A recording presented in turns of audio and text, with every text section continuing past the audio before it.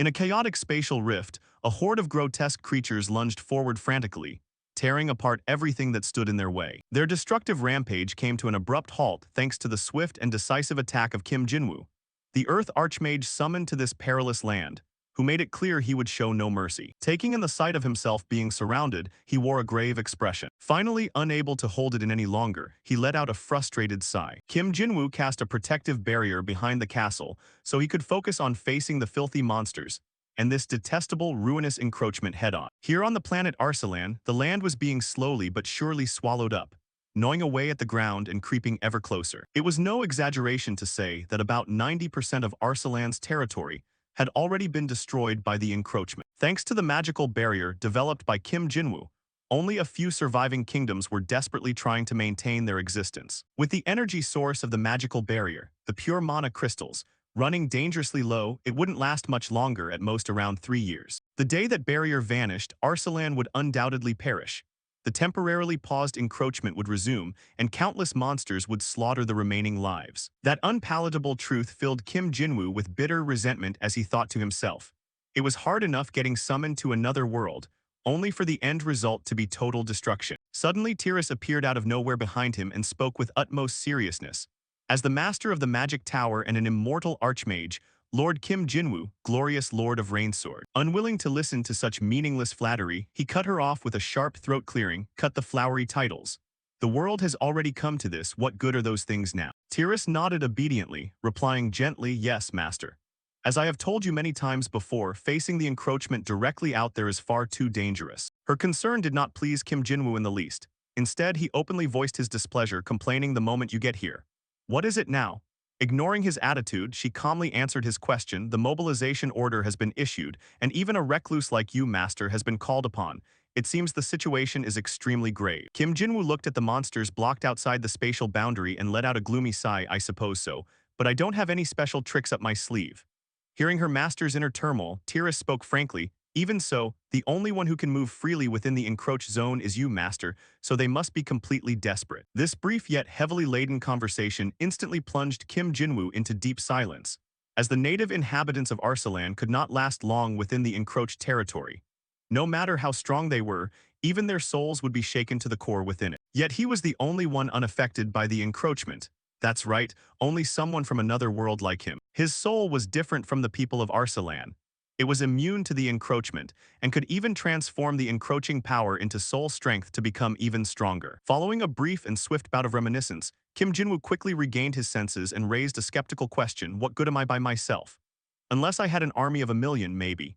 Anticipating this exact question, Tiras replied immediately, "Aside from you, master, if there is anyone else unaffected by the encroachment, it can only be the legendary hero." "Then tell them I'm sitting this one out as well," he said, gazing heavily into the chaotic space beyond the protective barrier before answering, "Yeah." Just as Tiras turned to leave, she remembered something and offered a parting warning. "Don't go overworking yourself just because you can revive in a new body if you die. If you ever wander out into the encroached barrier zone again, next time I'll rebuild your new body as a handsome young boy.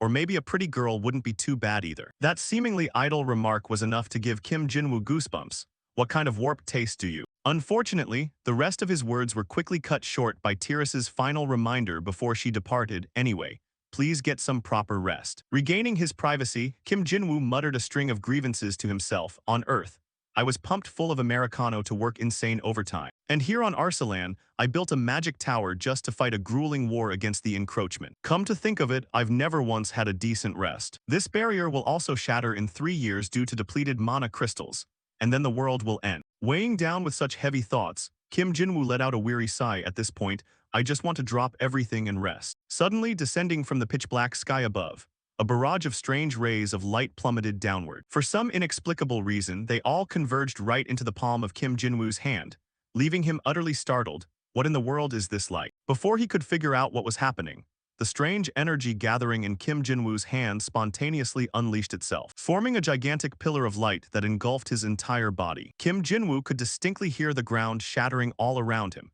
yet he remained utterly dumbfounded by the bizarre situation he had found himself in. He stared in confusion at the strange energy enveloping him while his mind raced. "I can feel the power of an absolute authority. My soul has awakened as a transcendental being. Despite decades of desperate effort, I could never reach this realm. Is it really true that you can only touch it when you let go of all worldly distractions? As if to prove that very thought, Kim Jinwoo thrust his hand forward in rare, breathless suspense. Well then, let's see. To his surprise, without needing to exert much effort at all, he successfully conjured a dark soul gate, or more accurately put, a transcendental soul gate, a gateway connecting to the soul's homeland that could be maintained continuously and traversed in spiritual form. For reasons unknown, Kim Jinwoo's soul was suddenly pulled out of his body, yet his attention remained entirely fixed on the new notification appearing before his eyes. Can traverse through the soul gate in spiritual form. The moment the final line of information regarding the soul gate manifested, can cast magic through the soul gate and transport physical matter depending on the gate's size. Kim Jinwoo instinctively plunged headfirst into the gate right after absorbing everything he needed. Let's just try it out first. The exact second he vanished from this world, a mystical radiance emanated from the soul gate. It was impossible to tell how much time had passed before Kim Jinwoo sluggishly opened his eyes, only to realize he had just been teleported back to Earth. He swept his gaze across his surroundings, before letting out a slow, bewildered murmur. Has it really been 100 years? After a century away, there seemed to be no temporal discrepancy compared to when he was first dragged into the otherworld. Even smartphone models hadn't changed much since back then. Were the dimensions completely severed, or did I somehow travel backward in time? That sudden thought prompted Kim Jinwoo to frantically fly off toward a certain destination. If that's the case, then my house. Regrettably, his hopes were instantly shattered when Kim Jinwoo laid eyes on the unfamiliar sight before him. A wave of suffocating depression welled up inside him, making him forget to even breathe an unfamiliar building. It really is gone. Perhaps the existence known as Kim Jinwoo has been completely erased from history, with every trace of me wiped clean. It's actually a bit depressing to think about. But wait, the mana concentration on Earth is extremely low.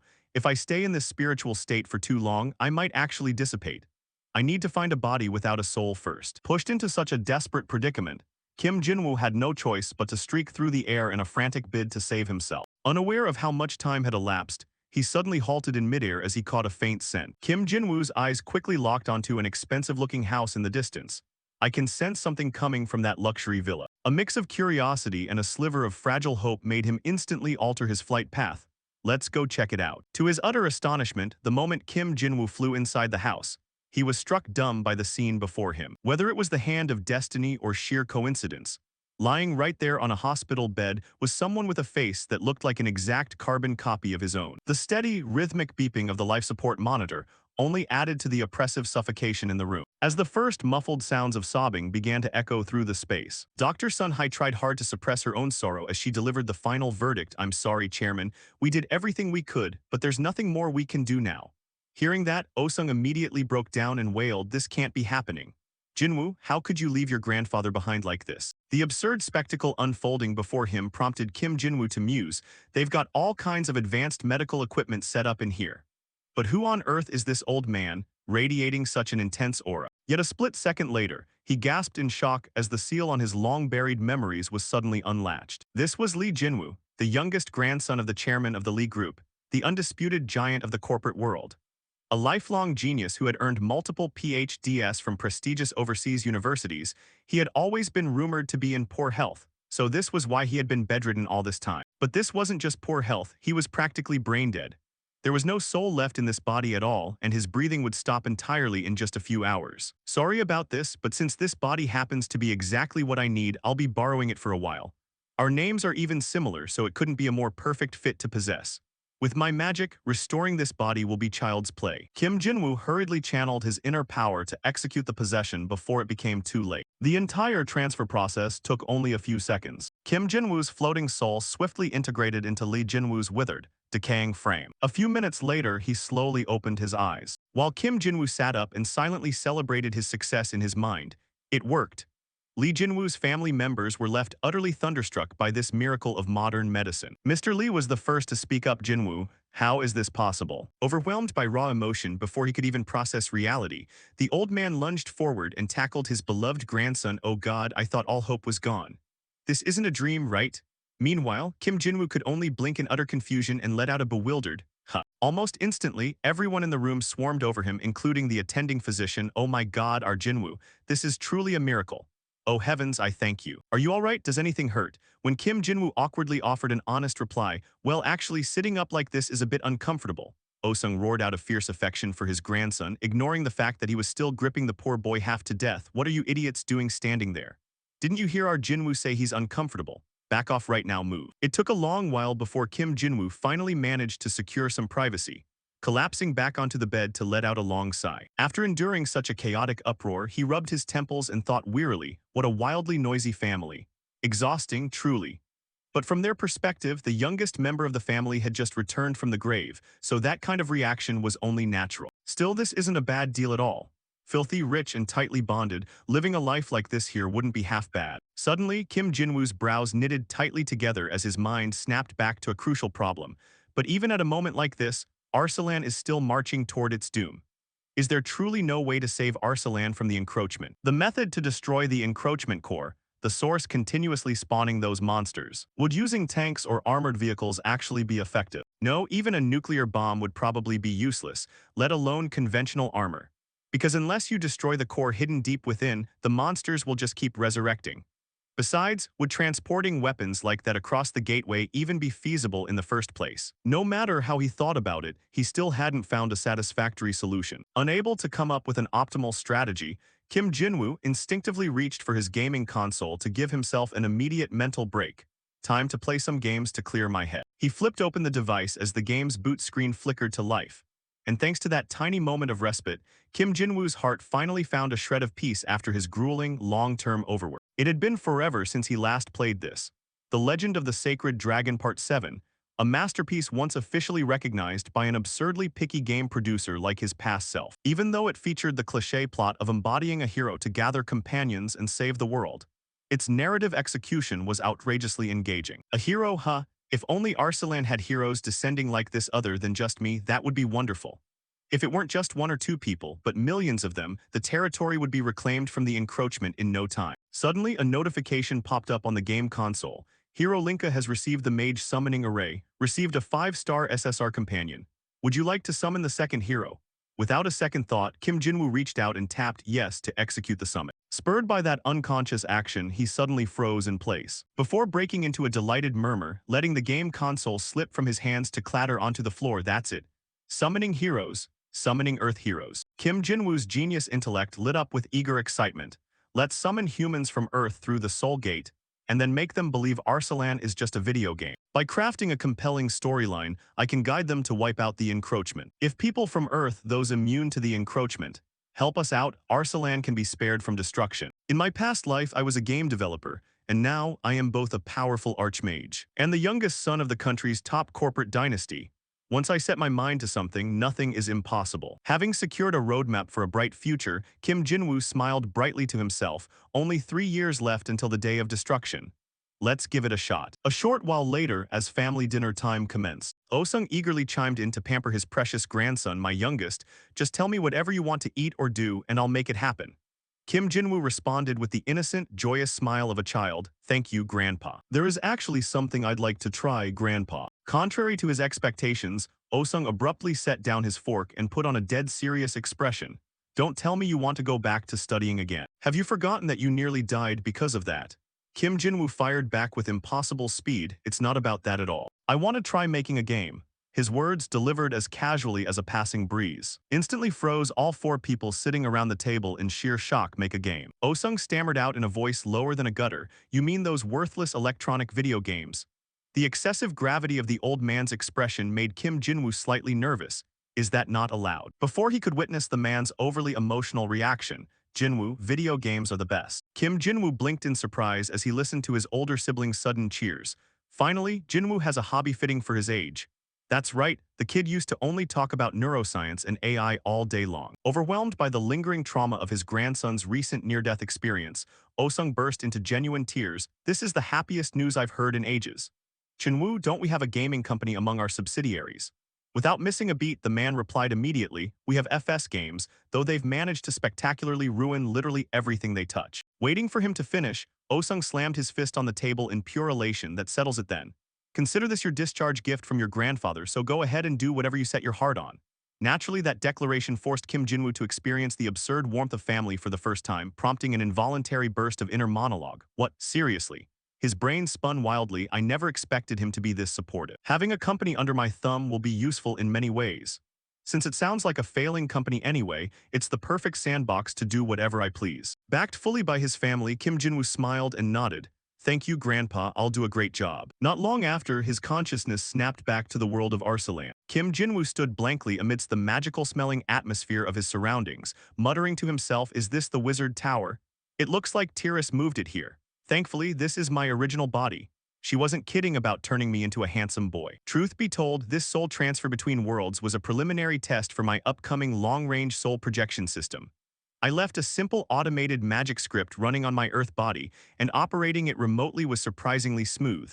It looks a bit goofy from a third-person view, but it gets the job done. Alright, time to go sketch out the game's scenario. And a task requiring such extraordinary intellect naturally belonged to our lovely Tia, who was currently busy scribbling down all sorts of notes in a desperate bid to salvage their difficult current situation. Unfortunately, her workflow was abruptly interrupted by Kim Jinwoo's sudden appearance. Writing a new masterpiece, are we? Tia jumped in fright, scolding him bitterly, geez, you nearly gave me a heart attack. Please don't sneak up on me like that from behind, my lord. Rubbing the back of his neck in sheepish embarrassment, he chuckled, my bad.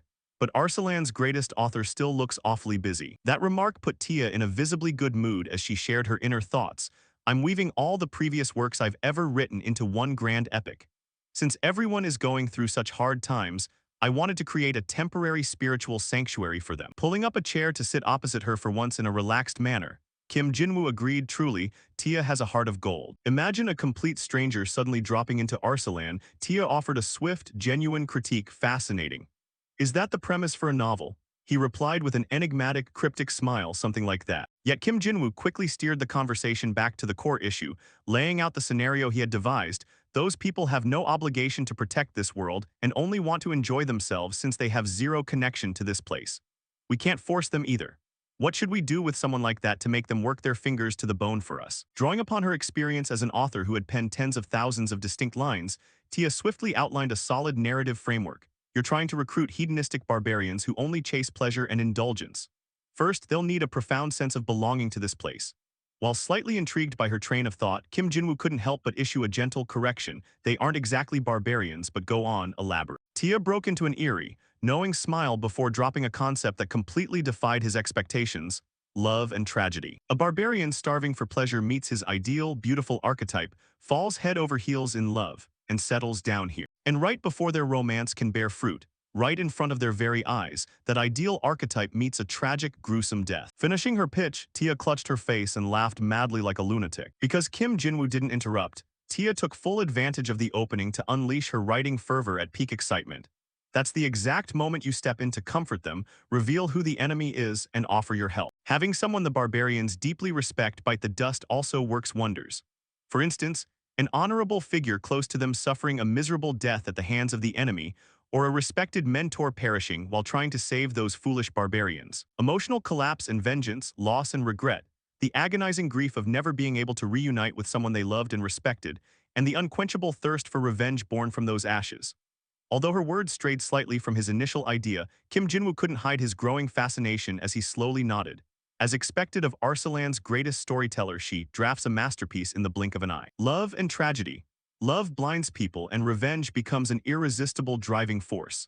If I immerse them in the characters and the game's lore, then inject a heavy dose of tragedy, they'll take action on their own accord. However, Tia's ecstatic, shrieking voice abruptly shattered Kim Jinwoo's train of thought. Oh, I can't wait to see the tears of those barbarians.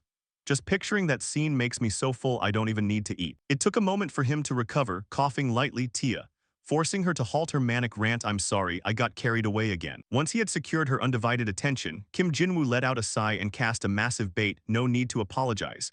Let's collaborate on a project. If all goes well, millions of souls will read your story.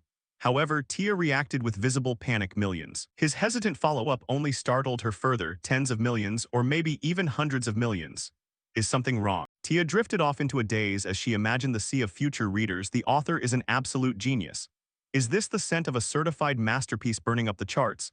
5 stars voted, please drop the next chapter immediately. She suddenly bolted upright as if jolted by an electric shock. My work, reaching hundreds of millions of people. If that can actually happen, I'll do anything. I'll even become your personal slave, my lord. I don't care if my mind, body, and soul are corrupted and shattered into dust. Her unhinged beast mode transformation naturally sent a cold shudder down Kim Jinwoo's spine, prompting him to think, just what kind of mental state has she been writing in all this time? Meanwhile, she stated her professional creed without a shred of shame.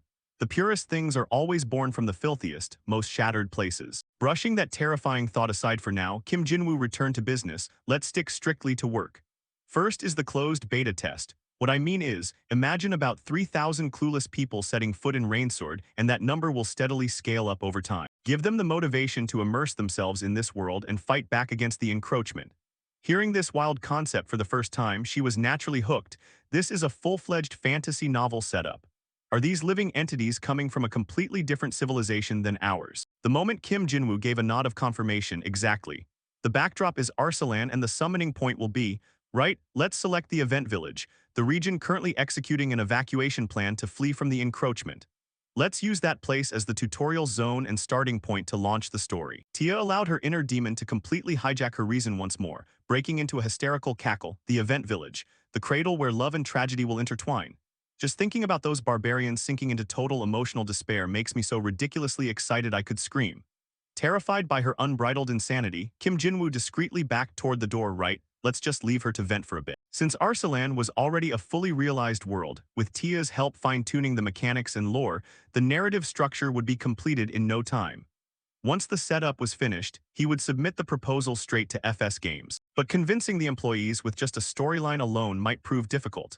No matter how much of a genius Lee Jinwoo was considered, they'd undoubtedly think he had lost his mind. Kim Jinwoo let his feet guide him forward, leaving plenty of room for his brain to wander as he mapped out a completely immersive full-dive RPG world that guaranteed the kind of absolute freedom you only get in real life, where you could do anything and become anyone. A true convergence of cutting-edge sci-fi tech that felt entirely impossible in the present day. However, since the Soul Gate was currently restricted to a single person, he decided he needed to put together a solid storyline and a proof-of-concept video to show everyone first. Guess I'll need to cast some actors. The thought had barely crossed his mind before Kim Jinwoo channeled his psychic energy inward. Using telepathy to reach out to his most trusted disciple for this mission, he called out, "Hasman, do you read me?" Causing the man to instantly snap to attention like a disciplined officer eager to show his absolute respect. "Yes, master," loud and clear. His commanding voice echoed straight into Hasman's mind. "I'm heading to Rainsword right now, so team up with Hallen and Heine. I've got a job for you three that's vital for Arsalan's future." Forcing Hasman to immediately drop whatever he was working on. "Understood, master." Sometime later, back in the city of Rainsword, Kim Jinwoo slowly emerged right at the base of the gate, gripping a hefty, intimidating staff in his hand. Before he could even say a word, his three eagerly waiting disciples shouted out in unison, "Welcome back, master." Hasman practically vibrated with excitement as he rushed to list off everything he had done. "While you were away, master, I poured my heart and soul into protecting the territory with the utmost responsibility." Hallen stepped up right after him to offer his own greeting. "May the blessings of Iala be with you, master." Kim Jinwoo barely registered their chatter and offered a polite, casual acknowledgement. "You've all been working hard in your respective positions." But Hasman completely missed his master's visible discomfort and kept piling on the praise for the brilliant man before him. "Compared to what you've endured, master, our work is nothing at all," pushing Kim Jinwoo past his breaking point as he snapped in annoyance. "Seriously, back off, it's way too creepy when you get this close to my face." Among the ones who received the message, only Heine maintained her usual calm demeanor as she stepped forward to speak with utmost seriousness. "I am ready to lay down my life for Arsalan, my lord." While the other three stood there grinning happily and waiting for orders, Kim Jinwoo was busy stressing over his upcoming marketing campaign, thinking, "Heine's a total beauty so she'll work fine, but those two look way too much like villains to play the heroes. I mean, who on earth looks like a pious saint and an ex-pope rolled into one?" A sudden stroke of inspiration brought a faint, amused smirk to his face. In that case, Kim Jinwoo calmly opened a small dimensional rift to dig around for the items he needed, muttering under his breath, "Hasman, you're pretty decent at dark magic, right?" And though the man looked a bit caught off guard by the random question, he still obediently nodded. "Yes, but compared to you, master, I'm barely an ant." Kim Jinwoo suddenly tossed a couple of strange outfits toward the two men. "Good enough. Put these on." When they emerged transformed, he beamed with excitement. "Fits you like a glove." While Hasman and Hallen started howling in absolute disbelief and dismay. "Oh God, master, isn't this what a dark priest wears? You want me to play a dark priest? Goddess Iala, please forgive me, this is a grave sin, utter blasphemy." After dealing with those two absolute lunatics, Kim Jinwoo finally turned his attention to the last person. Now, as for Heine. His genius brain went into overdrive as he stared at her current practical, yet thoroughly unexciting armor, thinking, "It's way too covered up, way too modest."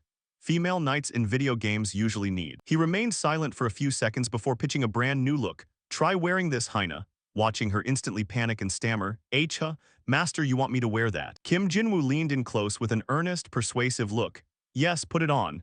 And the second Haina tried to push back with a squeak of master. He pulled out his trusty intimidation card, leaving her crying on the inside. It's all for the future of Arsalan. Just put it on. A while later, Haina finally stepped out looking completely transformed according to his exact specifications. Master. I've finished changing. The sheer visual impact of her new outfit instantly sent Kim Jinwoo's jaw straight to the floor. He didn't hold back his compliments at all. It suits you wonderfully. No, honestly, it's absolute perfection, leaving her completely mortified as she nervously voiced her main concern. Are you sure this thing can even be called armor? That question sparked a quick back-and-forth debate between Kim Jinwoo and Haina. Just remember this, a female knight's defense stats are directly proportional to how much skin her armor exposes. What kind of ridiculous logic is that? It makes total sense, it's the golden rule back in my homeland Earth. Just what kind of messed up place is that? Once he finally managed to soothe his disciples' frayed nerves, he fell back into a brief silence. The big picture is looking decent, but something's still missing. Since Haina was playing the knight, she needed a scene where she stepped up to protect someone while facing off against those two villains. Maybe some delicate, melancholic saint figure. Should I contact Saint the Bassa? The image of a crotchety, 200-year-old woman wielding a massive scepter instantly shattered that thought in Kim Jinwoo's mind. Too bad. I don't think the saint would quite fit the vibe. Suddenly a cheerful, playful voice rang through the air. You can't catch me. Sister Eri, you're way too slow. She yelled frantically as she chased after two running kids. Hey, you kids shouldn't be running around like wild animals in the Lord's castle. Unfortunately, the kids completely ignored her warning and veered straight toward Kim Jinwoo. Look, it's the Lord. Causing Eri's blood pressure to plummet, the Lord. We're so sorry, my lord. The children wandered inside by accident. Kim Jinwoo didn't care about such trivial matters and just grinned brightly. Perfect. You're going to play the saint. The sudden casting choice sent Eri flying into a panic. She flailed her arms, desperately trying to decline B, but I'm a succubus. I belong to a totally useless race that doesn't know how to do anything except seduce people. But that exact confession only made Kim Jinwoo happier than ever. Fantastic. That makes you even more qualified. Brushing off all her frantic protests of that's absolute blasphemy. Just a few minutes later, Kim Jinwoo stood admiring his newly assembled cast of actors. All right, shall we run through a quick rehearsal? Time passed, and Kim Jinwoo, along with his newly formed four-person entourage, stood there pretending to listen seriously to a general report from Tiras, the Tower Master of the Magic Tower, mysterious Archmage, and glorious Lord of Rainsword. Though he interrupted her halfway through, you really don't need to call me all those fancy titles. That prompt interruption forced Tiras to stumble over her words for a second before picking up her script again. Right, Master. Per your command, I have gathered all 130 of your disciples. Still, she couldn't help letting her utter bewilderment show as she glanced around at the bizarre scene before her. However, why is everyone dressed so ridiculously? Kim Jinwoo replied with absolute nonchalance, we're doing a bit of roleplay, leaving Tiras even more lost as she muttered out of habit, roleplay. He stared down at the orb in his hand and dropped another bizarre statement, roleplay to save Arsalan, forcing her to sigh heavily and speak her mind. I honestly have no idea what you're talking about. Kim Jinwoo paused for a dramatic beat to catch his breath before making a sweeping announcement. Before I explain everything, I have an important announcement for all of you. I recently awakened, and I can now open soul gates to connect with another world, which naturally sent his disciples into a frenzy of excitement. You've finally awakened. Praise be to the Master. Amidst the sea of deeply admiring gazes, Kim Jinwoo smoothly laid out his grand plan. I will summon heroes through the soul gate, heroes who are completely immune to corruption, hailing from my exact home world. Your job is to ensure these heroes can fight effectively here in Arsalan. For now, set aside your current duties and positions, prompting one disciple to timidly raise a hand. What exactly are we supposed to do? Kim Jinwoo casually tossed a spherical crystal down to the leading disciple. Catch this first. And when the man caught it with a blank look, Kim Jinwoo spelled out his expectations for his disciples. It contains a recording of all of you acting out a scene together. Make it feel way more epic and divine, add a bunch more skeletons, and flesh out the background details even more. Then compress that whole video down until it fits snugly inside a tiny magic crystal, leaving the lead disciple blinking in utter incomprehension. Come again. Instead of offering any explanation, Kim Jinwoo simply cleared his throat and adopted an icy tone. Don't tell me a bunch of master mages can't even handle that, leaving the poor disciples sweating bullets and too terrified to talk back. Well, about that. Their fearful reactions didn't bother Kim Jinwoo in the slightest. If anything, it only boosted his confidence. They might look completely overwhelmed, but they'll figure something out. Turning the impossible into the possible is what mages do. Anyway, putting that aside, once everyone puts on those blue robes, they literally look just like the cat plushies sitting in Lee Jinwoo's bedroom. Driven by that totally unhinged train of thought, Kim Jinwoo issued a completely childish command: that's it. From now on, you guys are Magimon, causing the lead disciple to voice everyone's shared trauma. What on earth is a Magimon? He offered a completely vague and nonsensical answer. They're magical creatures from Earth that make people's wishes come true. So my Magimon go make my wish come true. And since none of them dared to question his sudden topic changes, they just saluted him with straight faces. Yes, master. Sometime later in the bustling city of Seoul, Kim Jinwoo stepped smoothly out of his luxury family car, carrying a crucial box of data to FS Game that was about to completely alter the company's future. He stared down at the data case with a broad grin, thinking, thanks to my Magimon, I knocked out that demo video in zero flat. Suddenly, an unfamiliar voice rang out, causing him to instinctively turn around. Hello, you must be Director Lee Jinwoo. I'm Secretary Kim Hansu, a pleasure to meet you. Hansu bowed politely with an outstretched hand. Chairman Lee Osung asked me to assist you. It's an honor to work with you, and after quickly scanning the man's credentials, Kim Jinwoo shook his hand with an eager grip. Got it. Great to meet you too. Hansu led the young man straight into the building while giving a status report. Just as you requested, I've gathered all the staff in the meeting room. And nodding the man's competent work ethic, Kim Jinwoo smiled. Awesome, let's head on up. Meanwhile, Dongxian sat alone in his office, letting out one heavy sigh after another. All because of the savage hit pieces he had just read online. A fatal mistake. The future choice we lost, the gaming industry has fallen, FS Game becomes a playground for the rich, FS Game hits rock bottom, insiders confirm FS Game is effectively bankrupt. The clickbait headlines thoroughly tanked Dongxian's mood. Lee Jinwoo, a prodigy who snatched up 5 doctorates in his early 20s. Word is he recently made a flashy comeback, so why on earth would he pick a dying company like ours? Is he trying to rescue a sinking ship just to prove he can save himself? Suddenly, Hansu burst through the door, shattering his train of thought. The director has arrived. Kim Jinwoo walked into the room with an overwhelming aura of absolute confidence, which effortlessly earned him the ultimate protagonist glow, blinding every single employee sitting in the office. Dongxian stared wide-eyed, barely able to contain his inner panic as he thought, so this is Lee Jinwoo. His presence is unreal. The tension in the air spiked the moment Kim Jinwoo took a seat in the sleek conference chair. I'm Lee Jinwoo. I don't think I need to give a lengthy introduction. Let's dive straight into the meeting. Fiend's Saga shut down last month, and your 30 billion won game flopped hard before it even officially launched. The entire dev team jumped ship to NF, didn't they? Dongxian stammered out an apology almost immediately. I'm so sorry, it's all my fault. Panic threatened to drown him from the inside. We're completely screwed. Our numbers are an absolute disaster. We're all gonna get fired for sure, I knew it. He's here to shut FS Game down and start fresh, but Kim Jinwoo just let out a soft sigh before chuckling under his breath. Good, I like it. And when Dongxian stared at him in utter confusion on behalf of the rest of the staff, Kim Jinwoo calmly laid out his new direction. Everything's already broken anyway, so we might as well sweep up the trash and start from scratch, leaving the older man with nothing to say except a weak, you're right. That response gave Kim Jinwoo the opening he needed to signal Hansu to pass out the new project proposals to the staff. Exactly. We can rebuild from the ground up. I brought something for you all to look at. Grab a copy and take a look. Dongxian froze the exact second his eyes hit the title page. Project Arsalan. Before anyone else could utter a sound, Kim Jinwoo rattled off the background details he had cooked up the night before. It's a pitch for a full-dive virtual reality game. It covers the setting, main storyline, and some initial concept art, so read through it and let me know what you think. True to expectations, once the younger and more open-minded staff members read through the detailed drafts, they couldn't help buzzing with excitement. This is incredible. The world building is rock solid and it really stands out. It feels medieval yet somehow modern at the exact same time. However, unlike the wide-eyed juniors, Dongxian anxiously voiced his skepticism. Wait, it says the platform is VR here. I don't think a VR game is going to sell when VR headsets aren't widely adopted yet, and we're talking about full-dive VR here. The public's gonna push back hard on this. Instead of looking stressed, Kim Jinwoo wore a cheerful smile as he replied, don't worry, people won't even have time to buy it because it's going to sell out instantly. Leaving Dongxian blinking in pure bewilderment. Come again. Kim Jinwoo abruptly dropped his friendly facade, replacing it with the stern, intimidating glare of a prison warden. I mean exactly what I just said. I'm going to flip this entire world upside down with this VR game. Seeing is believing. Is there a spacious room in this building? Dongxian nodded eagerly out of pure curiosity. Yes, we have an empty motion capture studio with all the equipment cleared out. prompting Kim Jinwoo to issue an order that left everyone dangling between excitement and dread.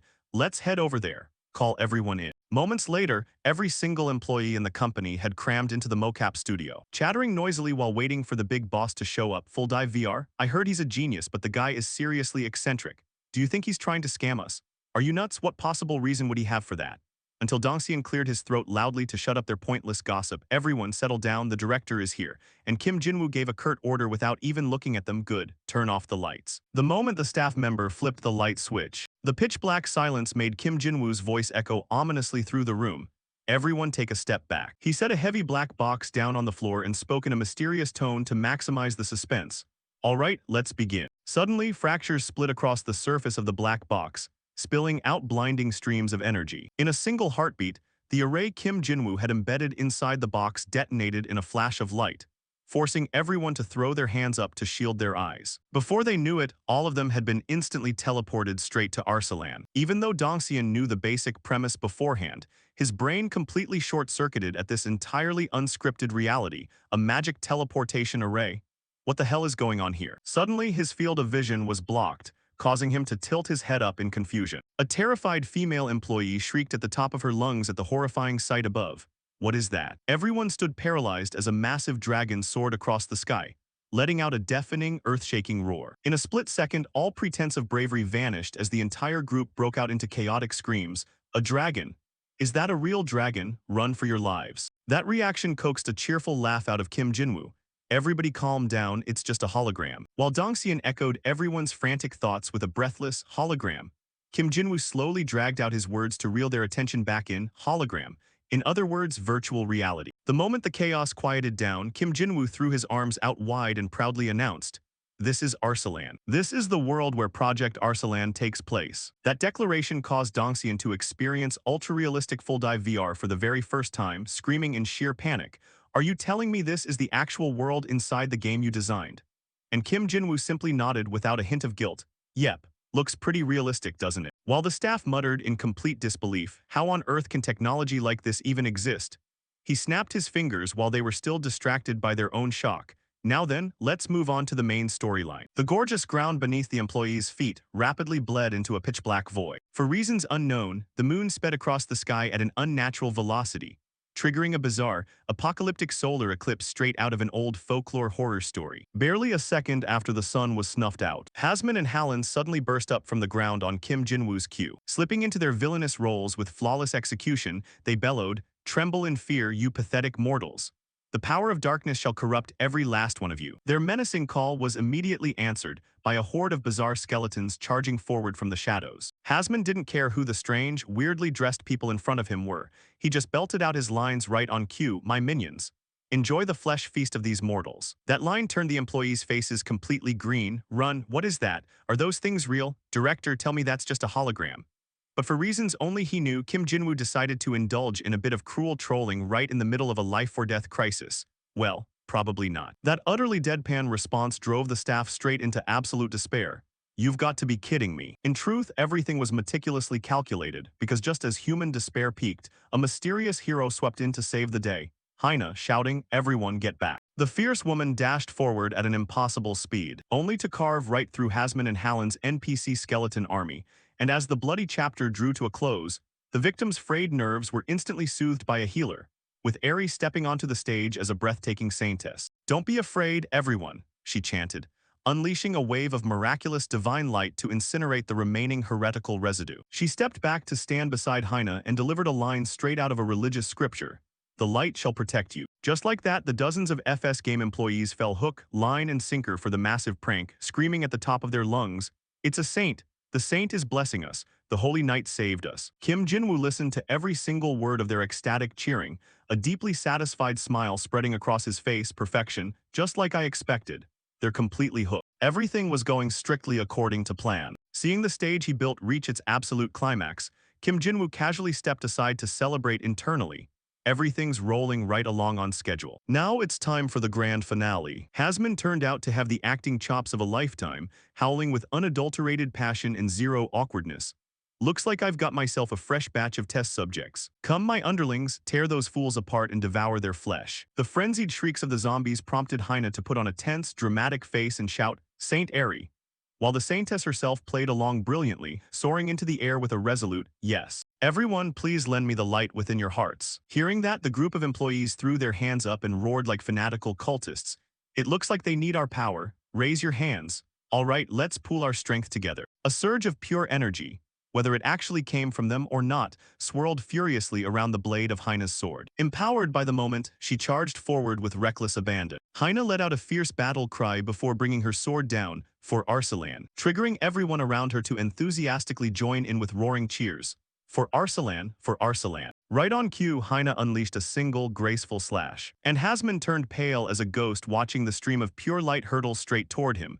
This is impossible. The orb of energy released by Heine discharged a series of tiny lightning arcs that vaporized the absolute last remnants of the zombie army. Playing into the dramatic climax, Hasman artistically collapsed backward onto the ground. He didn't forget to cry out with an unusually trembling voice, "Lord of Corruption, please save me." Prompting Hallen to instantly jump into character, "Weak trash is of no use to me." A torrent of dark aura erupted from his hands, violently consuming Hasman as his blood-curdling screams echoed far into the distance. The employees watched the gruesome spectacle in stunned horror. Did he just kill his own ally? But before anyone could recover from the shock, Hallen swept his hand toward them and cast his spell. "Now it's your turn." Almost instantly, a torrent of malevolent dark energy swallowed up the entire crowd, drowning the space in ear-splitting screams. Just as they hit peak despair, clutching their heads and wailing, "Save us! Run away!" Kim Jinwoo snapped his fingers and instantly teleported everyone back to the mocap studio. Dongxian waited, bewildered, as he realized he wasn't feeling any actual pain. Only to find himself and his employees standing there, completely shell-shocked from Kim Jinwoo's hyper-realistic simulation. At long last, the boss flipped the lights back on with an eager grin and surveyed the staff. "So everyone, don't you think the idea video looks pretty good?" That question instantly set off a noisy uproar among the employees as they eagerly voiced their thoughts. "Is that really just a hologram? Boss, what on earth is going on here? When did you develop something like this? Please, Holy Maiden, bring the Holy Maiden back to us." Naturally startled by their overwhelming enthusiasm, Kim Jinwoo awkwardly stepped in. "Everyone, please calm down first." Dongxian, as expected of the most senior member in this workplace, quickly regained his composure and spoke up on behalf of the staff behind him. "I'm sorry, boss. I got a little too excited. This is my first time experiencing true virtual reality. But boss, is it really okay to reveal something this astonishing? Isn't this one of the League Group's trade secrets? The value of a virtual reality game is beyond imagination if word of this leaks out." Kim Jinwoo, harboring zero fear of such concerns, confidently retorted, "Can you believe it? Just go outside and tell everyone that FS Games is making a virtual reality game." Dongxian froze dead in his tracks for a few seconds before responding awkwardly, "Fair enough." After letting everyone vent their initial shock, Kim Jinwoo cleared his throat and dropped a crucial inquiry. "So, have you all decided to come with me?" Almost immediately, the employees responded with fiery passion while their minds were still floating in a daze from the VR experience moments ago. "What do you need us to do, boss? As long as we get to go with you, we'll do anything. Even if we have to descend into hell, we'll follow you to the end." Having successfully established his master plan, Kim Jinwoo gained the confidence to deliver a stirring speech. "Awesome. Then forget everything you know about game development. We're starting from scratch using a brand new engine I created. Since an AI will be assisting you, learning it won't be all that difficult. Let's conquer the gaming industry. No, let's conquer global culture together. We can actually pull this off. Let's make history together." That rallying cry was all it took for the employees to enthusiastically raise their hands and cheer in unison. Time slipped by and soon an article hit the headlines. "The future of South Korea's gaming industry. No, the future of South Korea is FS Games." This was a blockbuster news piece. FS Games is developing a game that will change the world, rapidly published for the public to read. Barely a moment later, a flurry of other news outlets published articles with strikingly similar headlines. A true virtual reality game. People were praising CEO Jinwoo as a savior destined to forge a paradise for gamers, while urging each other to quickly invest in an opportunity deemed even bigger than Bitcoin. This deal is bigger than Bitcoin. However, those flowery praises quickly whipped up an ugly wave of backlash across social media. At the same time, Kim Jinwoo, reading through the comments inside his private laboratory, couldn't help but chuckle and mutter, "Just as predicted, nobody believes it." Suddenly, his phone vibrated violently as Oh-sung called. Kim Jinwoo picked up without a moment's hesitation. "Hello, Grandpa." That relatively calm demeanor inadvertently kicked off a brief conversation between Oh-sung and him. "Jinwoo, have you read those articles online?" "I glanced through them, Grandpa. They're already starting to slander my grandson online. If you want, I'll have the legal team deal with them right now." "It's fine, Grandpa. Isn't this a great way to generate free publicity? Sensing the sheer, unbothered calm on the other end, Osung could only sigh and mutter if you say so. But anyway, how is business coming along? Kim Jinwoo offered an upbeat, glowing update. Everything is progressing nicely. We just finished the beta test, allowing Osung, who had been secretly anxious, to breathe a massive sigh of relief. That is truly wonderful news. Suddenly, a significant thought popped into Kim Jinwoo's head. Come to think of it, the fishing skill has already been integrated. That train of thought smoothly provided him with an opening to pivot topics. Grandpa, you like fishing, don't you? Delighted by his grandson's sudden attention, Osung eagerly rambled on. Back in my day, I used to catch sharks as big as a whole house. I even fought a giant marlin once. Waiting for him to finish, Kim Jinwoo dropped a cryptic question. Would you like to go fishing with me, Grandpa? Sensing nothing amiss, the old man replied with overt sadness, I'd love to, but my back hasn't been feeling too great lately. I suppose I'll just have to rest at home for a while. That exact statement gave Kim Jinwoo a rare, golden opportunity to execute his plan flawlessly. Well then, I have something I want to show you.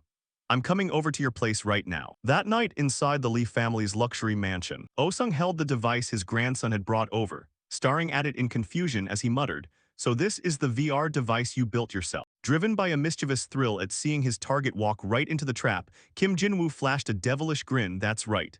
Just lie down and try it out, Grandpa. You're in for a massive surprise. As soon as Osung settled into position, he instinctively began silently evaluating the build quality. I only agreed to go along with him to humor the boy, but the ergonomic fit and design are miles better than anything Osung Electronics churns out. That's my grandson for you. Noticing the silence stretching on for quite a while, Kim Jinwoo couldn't help but probe, are you ready, Grandpa? Only then did Osung snap back to reality, clearing his throat and muttering obligingly, of course. Let's see what you've got. With that cue, Kim Jinwoo cheerfully hit the startup button on the console while chatting away. See you in Arsalan then. Data silently coursed through the intricate electronic circuits. Barely seconds later, Osung blinked awake in a hazy fog. He glanced around at the unfamiliar scenery, instinctively murmuring in bewilderment, where is? Osung was instantly struck dumb by a wave of shock, as he felt the absolute lifelike realism of the natural environment unfolding before his eyes. Before he could even utter a word, Kim Jinwoo suddenly materialized, delivering a textbook corporate greeting, welcome to Arsalan, Grandpa. As Osung's mind screamed with bewildered questions, Jinwoo, what is the meaning of this? Where on earth are we? His grandson smoothly derailed him with the most logical explanation possible. You're inside the virtual reality game I'm currently developing. Your avatar in the game is modeled after your appearance when you were 40. I would have loved to make you even younger, but I couldn't find any reference photos. Catching his reflection in a nearby mirror, Osung lost his mind. No way. Virtual reality, so those news reports were actually true. Amused by the old man's stunned reaction, Kim Jinwoo chuckled, I told you it would surprise you, Grandpa.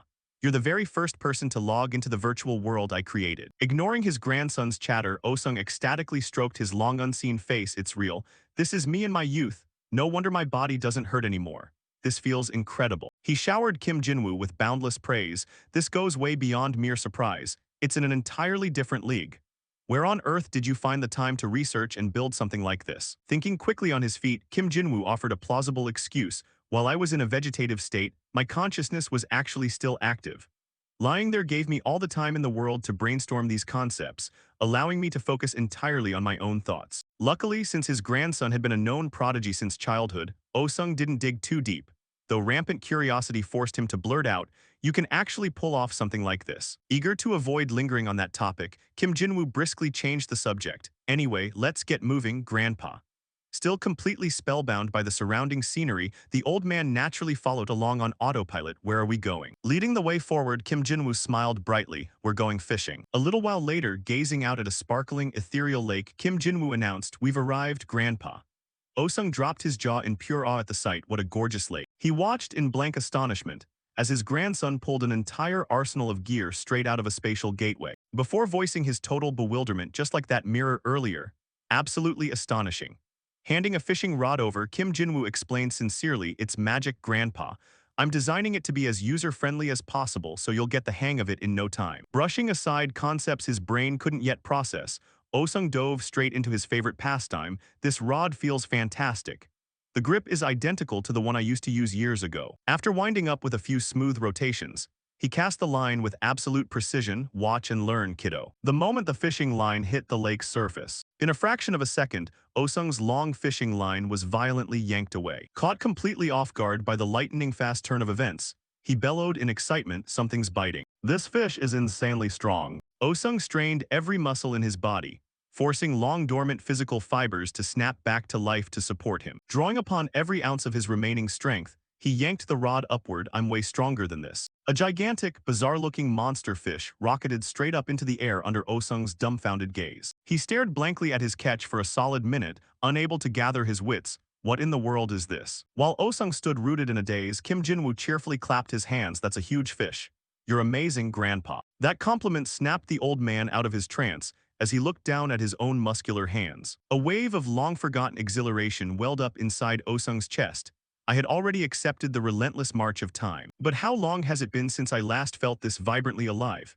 It's been so long I can't even remember. While Osung blissfully drowned in his own euphoric reverie, breaking into a delighted grin, Kim Jinwoo contentedly contemplated the personal milestone he had meticulously plotted for so long. Finally, I'll be able to bring people from Earth here to protect Arsalan. Still, this isn't a bad perk at all.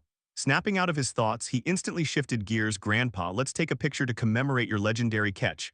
Strike a pose. Going from one shock to the next, Osung eagerly agreed. It even has a camera mode. All right, take a good one for me. He scrambled right on top of the furiously sobbing fish, flashing a wide, booming laugh. I feel so full of energy. Just like that, the newly rejuvenated man wore a radiant smile as his grandson captured the moment on camera. That evening, the grandfather and grandson sat together by a crackling campfire, savoring the delicious roasted fresh catch. Chomp chomp, Osung chewed eagerly on a massive piece of fish before muttering happily, this is incredible. I can actually taste the food and feel full. Hearing that, Kim Jinwoo chuckled, bon appetit, Grandpa. Suddenly, the soft crunch of approaching footsteps echoed nearby. Two unfamiliar hunters strode toward them, intense hostility written all over their faces. I've never seen these guys in any of the kingdoms before. Spotting their arrival, Osung asked in confusion, is someone else connected besides us? While Kim Jinwoo awkwardly spun a flimsy lie, no, they're just NPCs. The two hunters wore looks of utter incomprehension as they closed the distance. Connected? NPCs? What kind of weird gibberish are they spewing? Drag these suspicious bastards before the Lord. Before either of them could move, Kim Jinwoo used telepathy to address the hunters. Stop right there. I am currently discussing important matters with an esteemed guest, so back off. The chilling tone and murderous aura radiating from him struck sheer terror into the hunters. My lord. The pair turned tail and sprinted away as fast as their legs could carry them. We're terribly sorry. That left Osung with an arched eyebrow. Why did they suddenly bolt like that? Is that a programming glitch? Unwilling to dive into a lengthy explanation, Kim Jinwoo simply played along. I suppose so. Recalling a crucial matter, Osung pivoted to a direct inquiry. It's still a bit primitive, but you've built quite a lot. Just how far along is the development? Without missing a beat, Kim Jinwoo answered bluntly, a starter village, a city, and a hunting ground. Osung burst into a hearty laugh, patting his grandson's shoulder. We still have a long road ahead of us. From now on, I'll back you up with everything I've got, so focus entirely on development. Naturally, those words brought Kim Jinwoo more joy than ever. With the full backing of Osung Group's chairman, development speed would undoubtedly skyrocket. He offered a deeply sincere expression of gratitude. Thank you, Grandpa. We'll do our absolute best. Suddenly, the old man turned serious and asked an off-topic question, say, are you planning to take this device back with you? Reading between the lines of the old man's transparent expression, Kim Jinwoo immediately replied, the connection device. There are still too many bugs to iron out, so I have to take it back for now. Hearing that, Osung immediately broke into a dramatic lament. My poor old bones are aching all over. I wouldn't be surprised if I dropped dead tomorrow. I suppose I'll just have to lie in bed and wait for my time to come. Even though Kim Jinwoo attempted to call his bluff, Grandpa, you literally said earlier that your body is completely healthy aside from the aches.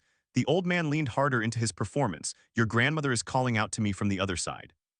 When you're this old, you might as well just kick the bucket already. Naturally, as anyone would expect, Kim Jinwoo instantly caved with a helpless sigh. Fine, you can keep it for now. I'll let you know whenever the server goes back online. Hearing those magic words, Osung beamed brighter than a blooming flower. My youngest grandson is truly the greatest. Thanks to the absolute, unwavering support of Chairman Lee Osung, development progressed at breakneck speed. To help players smoothly adapt to the otherworld, various convenience features were continuously built and refined. And the programming team, having fully mastered the magic engine, began churning out systems exponentially faster than before. Furthermore, after drafting the initial main storyline based on Tia's scenario, the art team designed custom appearances and detailed background lore for every single NPC. Some characters received such ridiculously excessive favoritism, like Prince Leon, that the female staff became utterly obsessed, completely abandoning their pending tasks. He's practically my destined soulmate. I want to see him move in real life so badly. right? He's drop-dead gorgeous. If we log into Arsalan, we'll actually get to meet him in person, right? Word is that only the directors and team leads get to test it out. Dongxian, happening to walk past at the worst possible moment, broke into a cold sweat as he felt the bloodthirsty glares of the female employees piercing into his soul. As they began cross-examining him with thinly veiled threats, "Team leader, we heard you haven't been going home lately.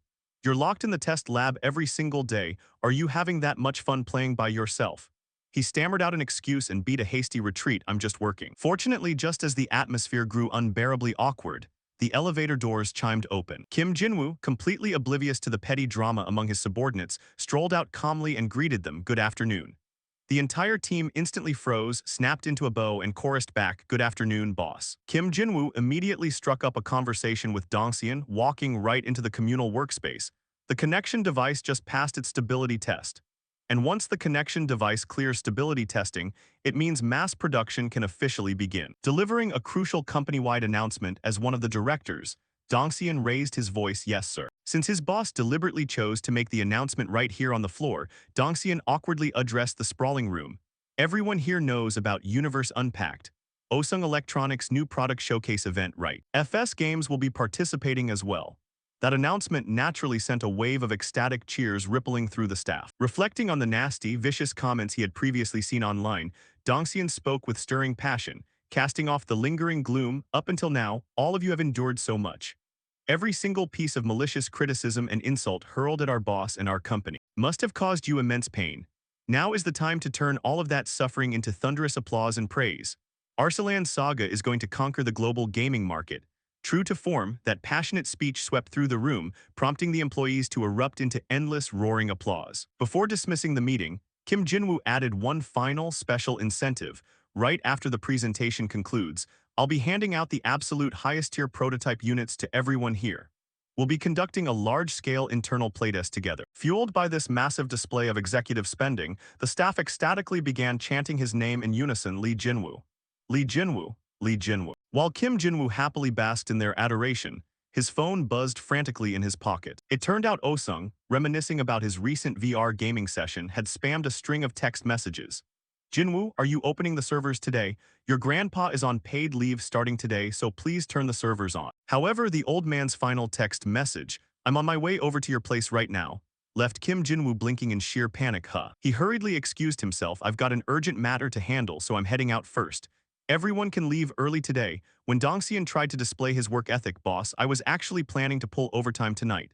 The female employees shrieked in protest. "Only the team leader gets to do overtime? That's so unfair." A short while later, inside the packed convention hall of Universe Unpacked, a mecca for fantasy enthusiasts, two tech reviewers, Han Dong and Young Wook, kicked off their tour with vastly different mindsets. Is FS Games actually participating? Are they planning to announce a second-generation VR headset or something? If they just hype up virtual reality again and drop another garbage hardware failure, they're nothing more than a bunch of frauds. But that's exactly why they're drawing this much attention, isn't it? Either way, this still looks like the worst business move in history.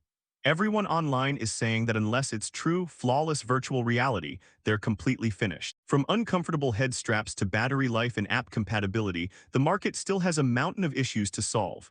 Osung, a hardware maker lagging behind the big American tech giants, is actually launching a VR headset.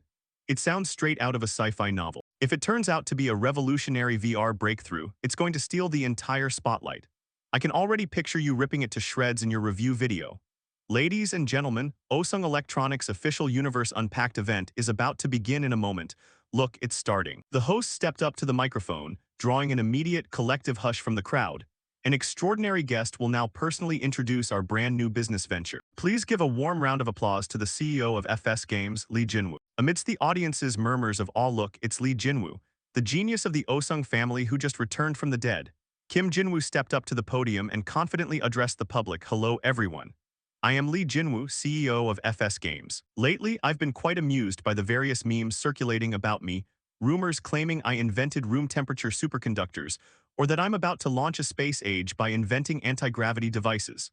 There are all sorts of wild stories floating around. While the product I'm introducing today isn't quite that miraculous, I guarantee it will completely shatter your expectations. Without further ado, let's begin. Kim Jinwoo covertly channeled a wisp of magic to conjure a visual effect that left the entire crowd staring in utter bewilderment. Seeing this for the first time, Youngwook and Han Dong dropped their jaws in disbelief. What on earth is this? An ocean? What kind of insane 4D effect is this? Fully aware of the conflicting emotions swirling among the spectators below, Kim Jinwoo calmly continued his presentation. Humanity has conquered the oceans.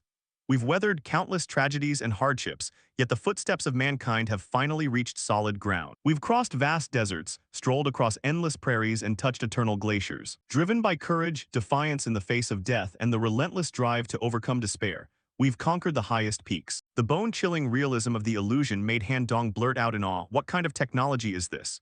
Is this CGI?" Young-wook abandoned his previous cynicism, his voice trembling as he replied, "Hey, I can actually feel the texture and the cold air.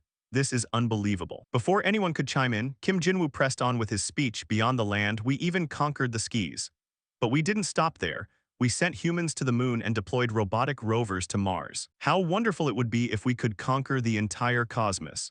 Yet due to fundamental physical limits, that remains practically impossible with current scientific technology. Were we born in an era awkwardly trapped right on the cusp of true exploration? Are we destined to die without ever experiencing that kind of grand romance? But I refuse to give up, and I finally found it. I have forged a world for you to explore."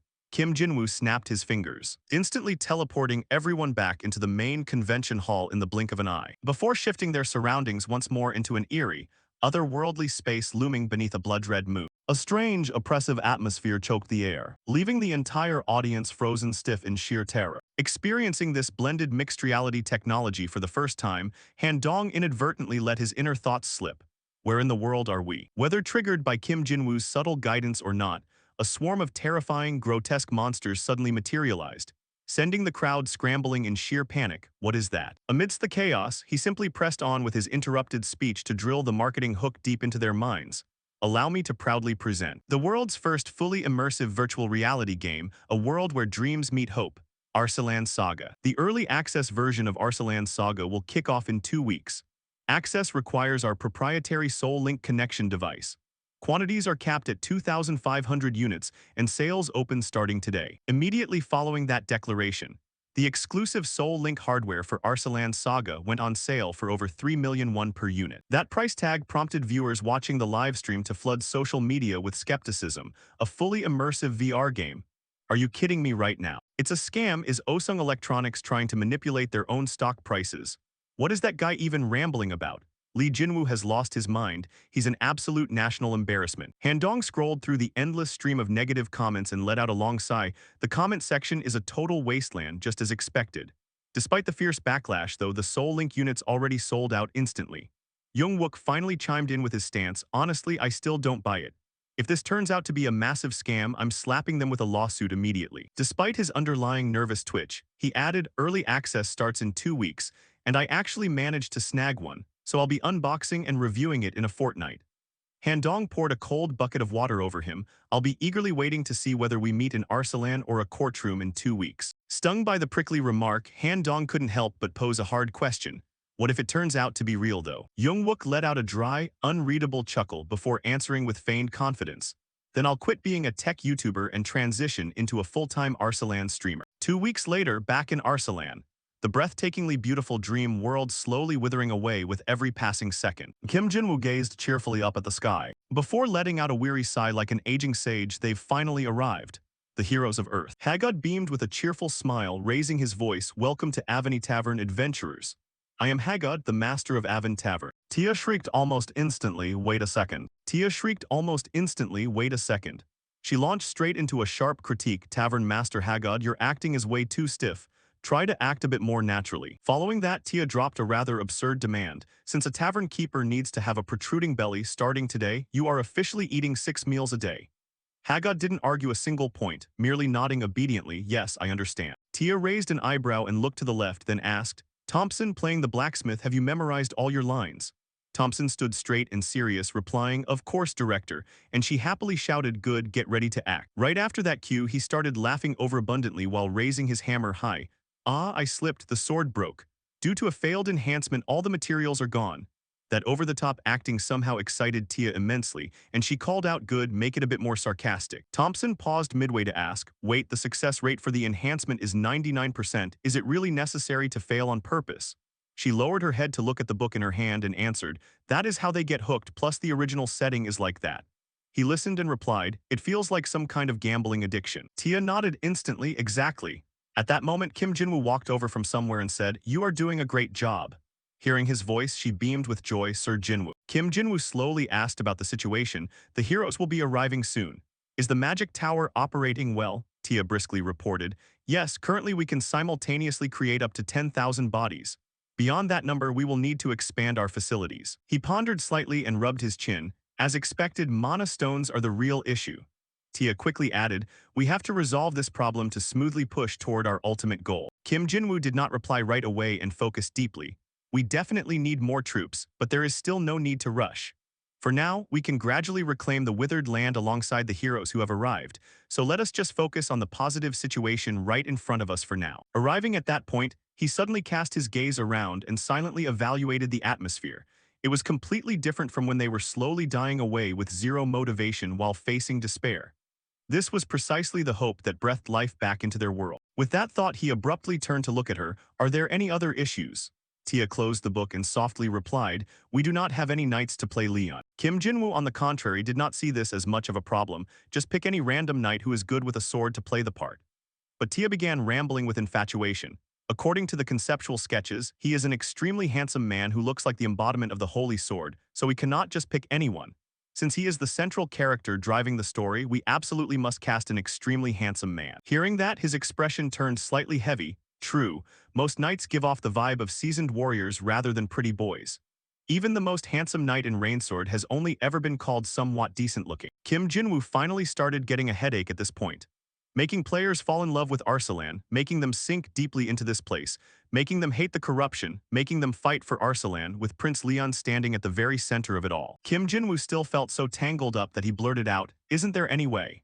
Before Tia could even reply, Tiris's giggling voice was heard. "There is a way, you know." Hearing her voice, he turned his face toward Tiris. She quickly stepped closer to Kim Jinwoo and grinned as she suggested, "Why not just create a body and have Master possess it? Even though Master isn't a master swordsman, you have a deep understanding of swordsmanship, right?" Hearing that, a chill ran down his spine. Instead of a practical method, this felt purely like a way to satisfy her own hidden motives. Yet Kim Jinwoo himself let out a few dry coughs and corrected his stance. "That idea actually sounds all right. First, we'll create the body based on the sketch and then discuss the details." Hearing that, Tiris suddenly chimed in, "What kind of person do you take me for?" Her face looked extremely gloomy right then. "I have already finished it, please follow me this way."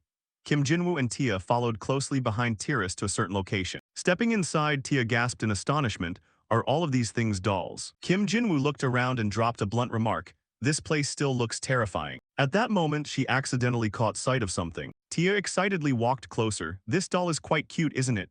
Tiris flatly explained.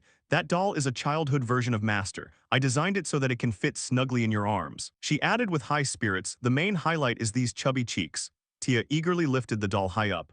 "Oh, a masterpiece, please transfer your soul into this body." Kim Jinwoo rejected it directly without even thinking, "I am definitely not transferring into that thing." She immediately tried to coax him, "Oh, come on, why not? I will pamper you to pieces." With an expression of utter dismay, his face replied, "Right, that is precisely the problem. I'm pretty sure I would suffocate to death." Tiris chimed in from the side, "Leon's actual body is right here." She excitedly gave a heads up, "You too, please try not to be too surprised when you see it."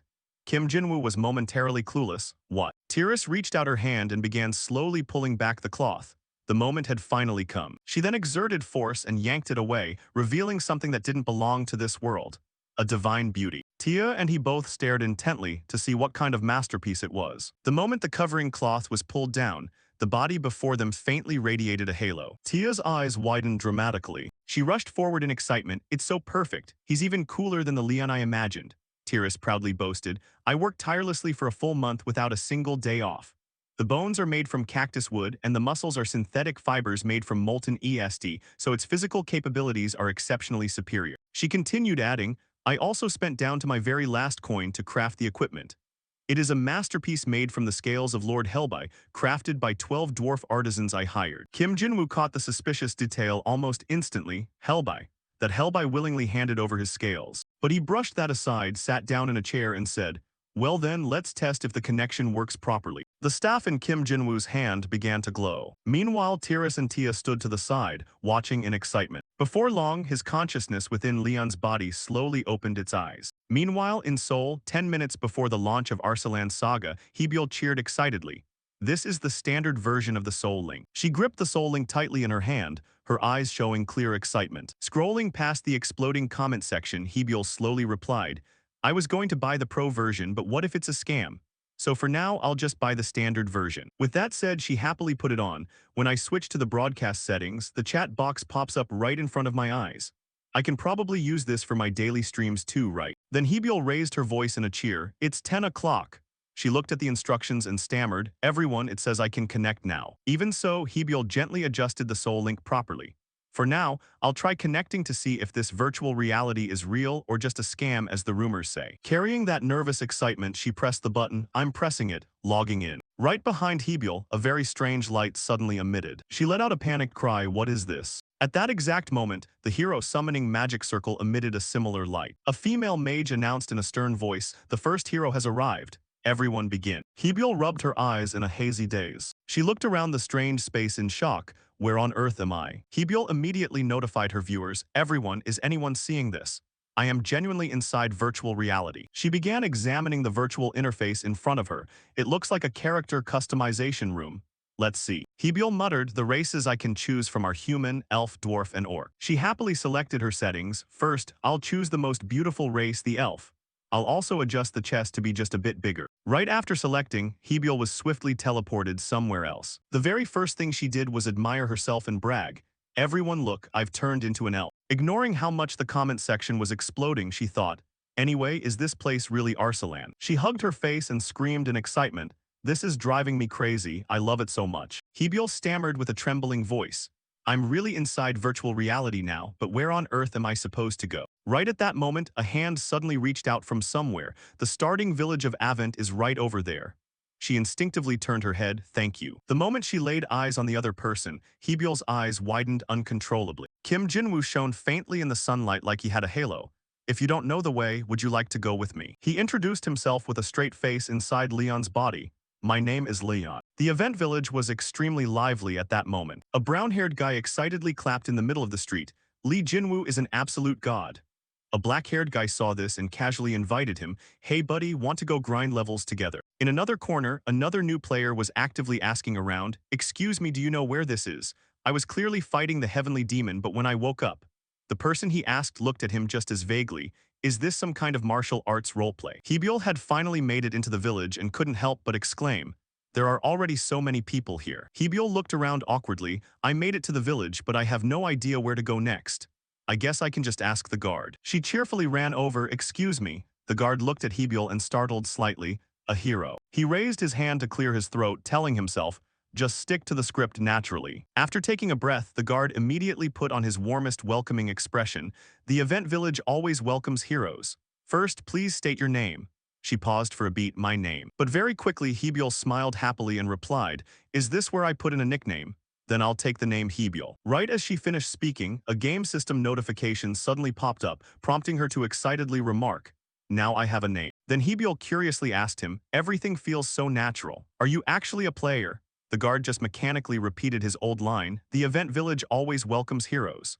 Thus, Hebyul naturally concluded, he must genuinely be an NPC. She then clumsily asked, "Do you have any quests or anything like that?"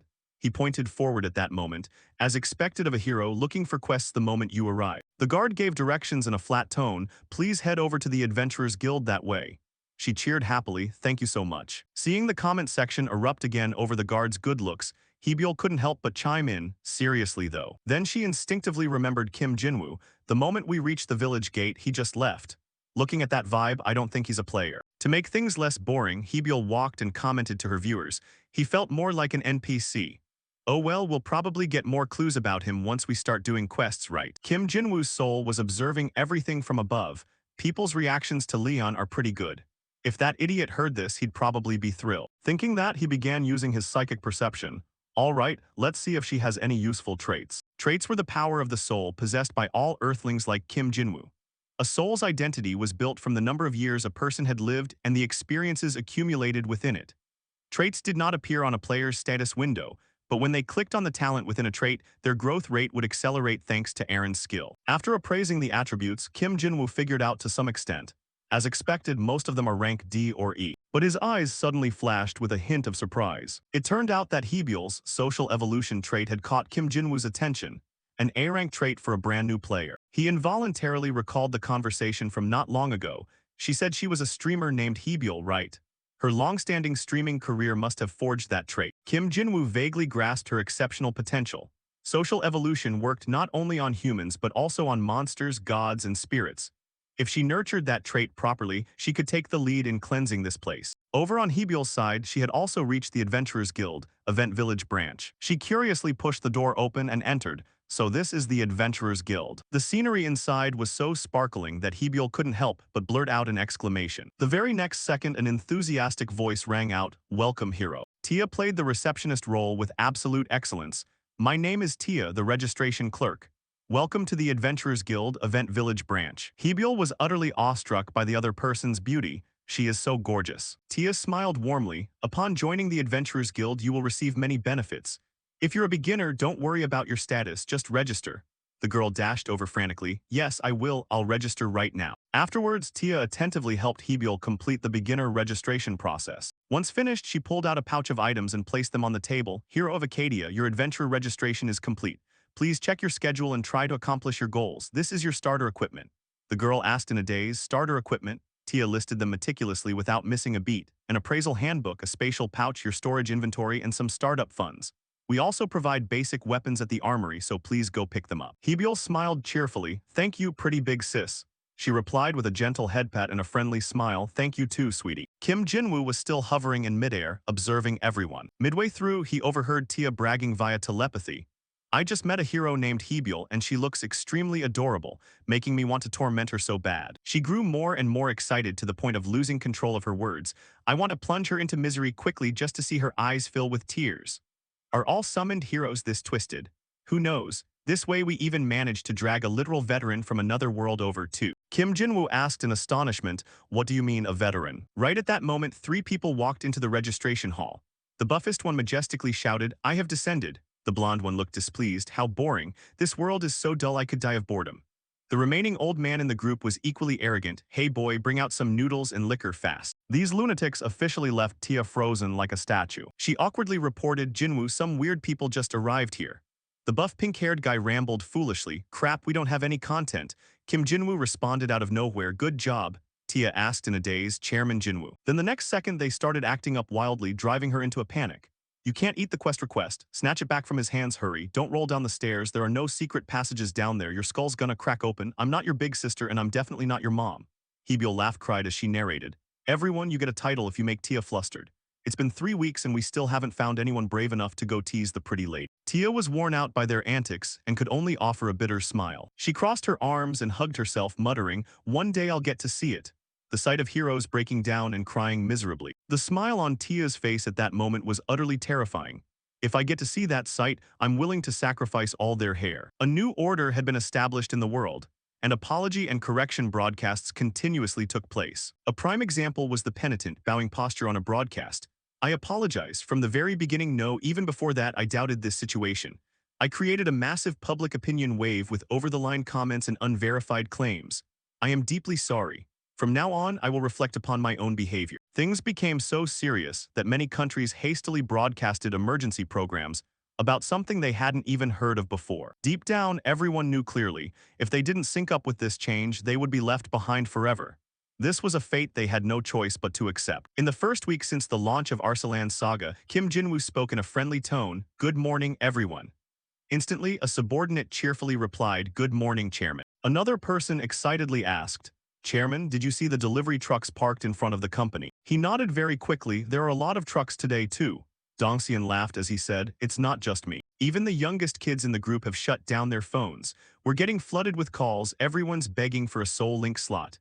Hearing that, Kim Jinwoo let out a hearty laugh. Everyone's worked hard. Then he continued asking, "So when can we release the next batch?" Dongxian slowly replied, "We'll open pre-orders on Monday as planned."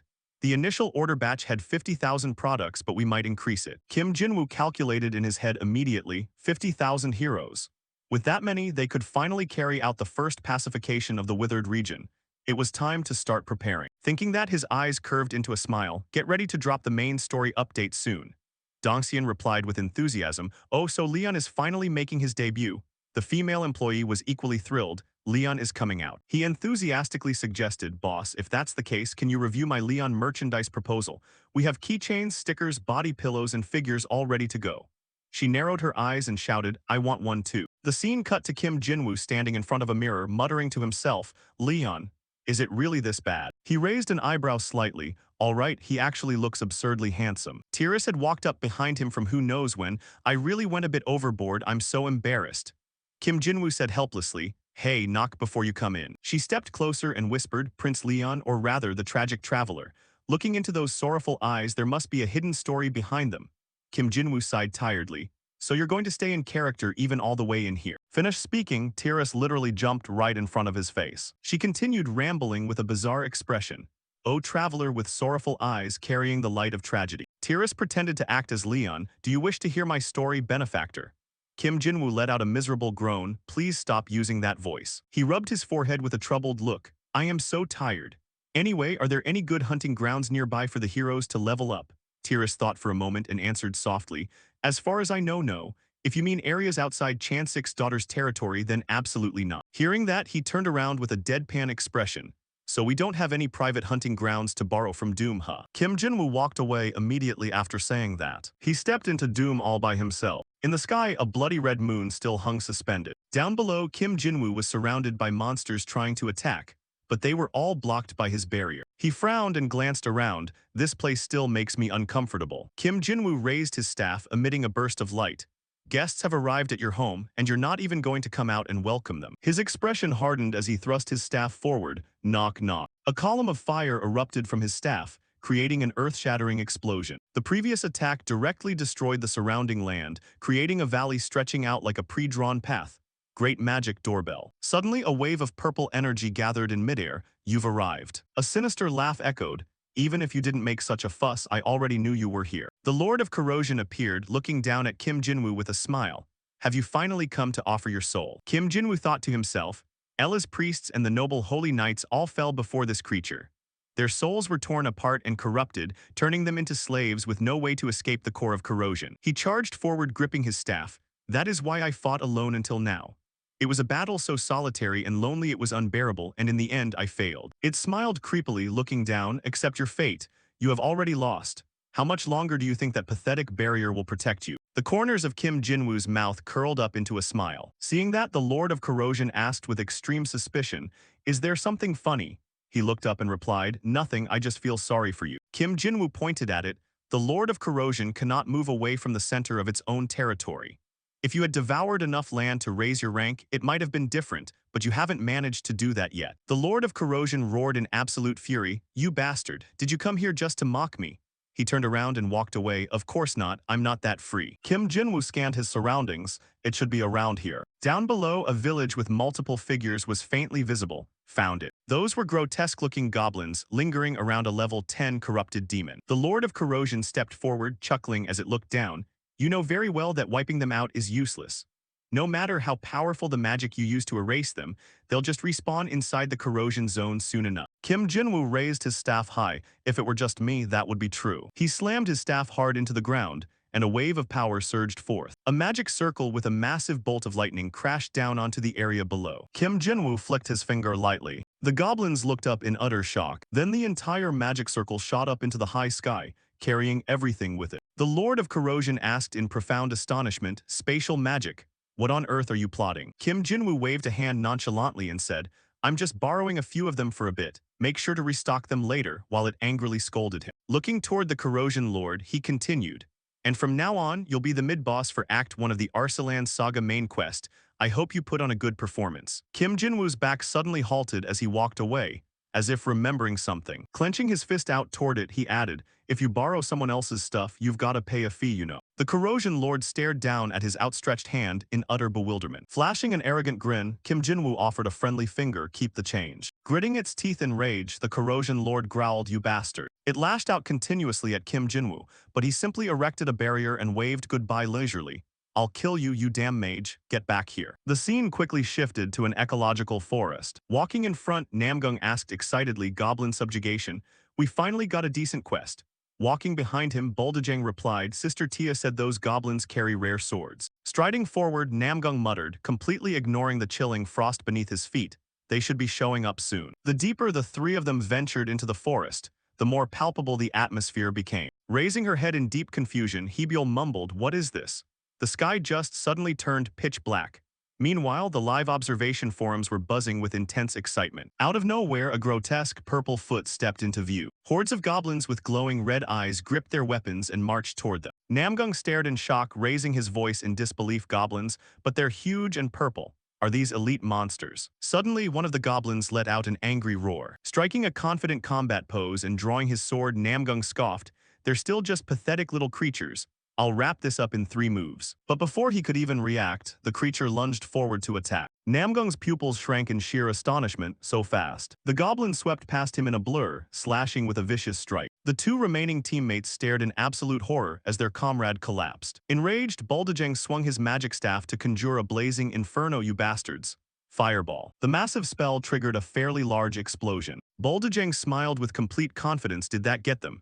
The online forum erupted into chaos. Wait a second. Suddenly, a massive glaive burst forth from the dense smoke. The goblin lunged forward, stabbing its spear shaft straight through Boldajang, throwing the observation forum into complete pandemonium. Hold on, why is a mage chanting a revival spell? Resurrection is a universal truth in every video game out there. Is this guy actually an idiot? Hebyul raised her bow high, her voice trembling. Are they all dead yet? The forum grew even more frantic. They're way too fast, definitely elite monsters. This is bad. Hebyul, run. What is that guy doing? If you die, you can't log back in for a whole hour.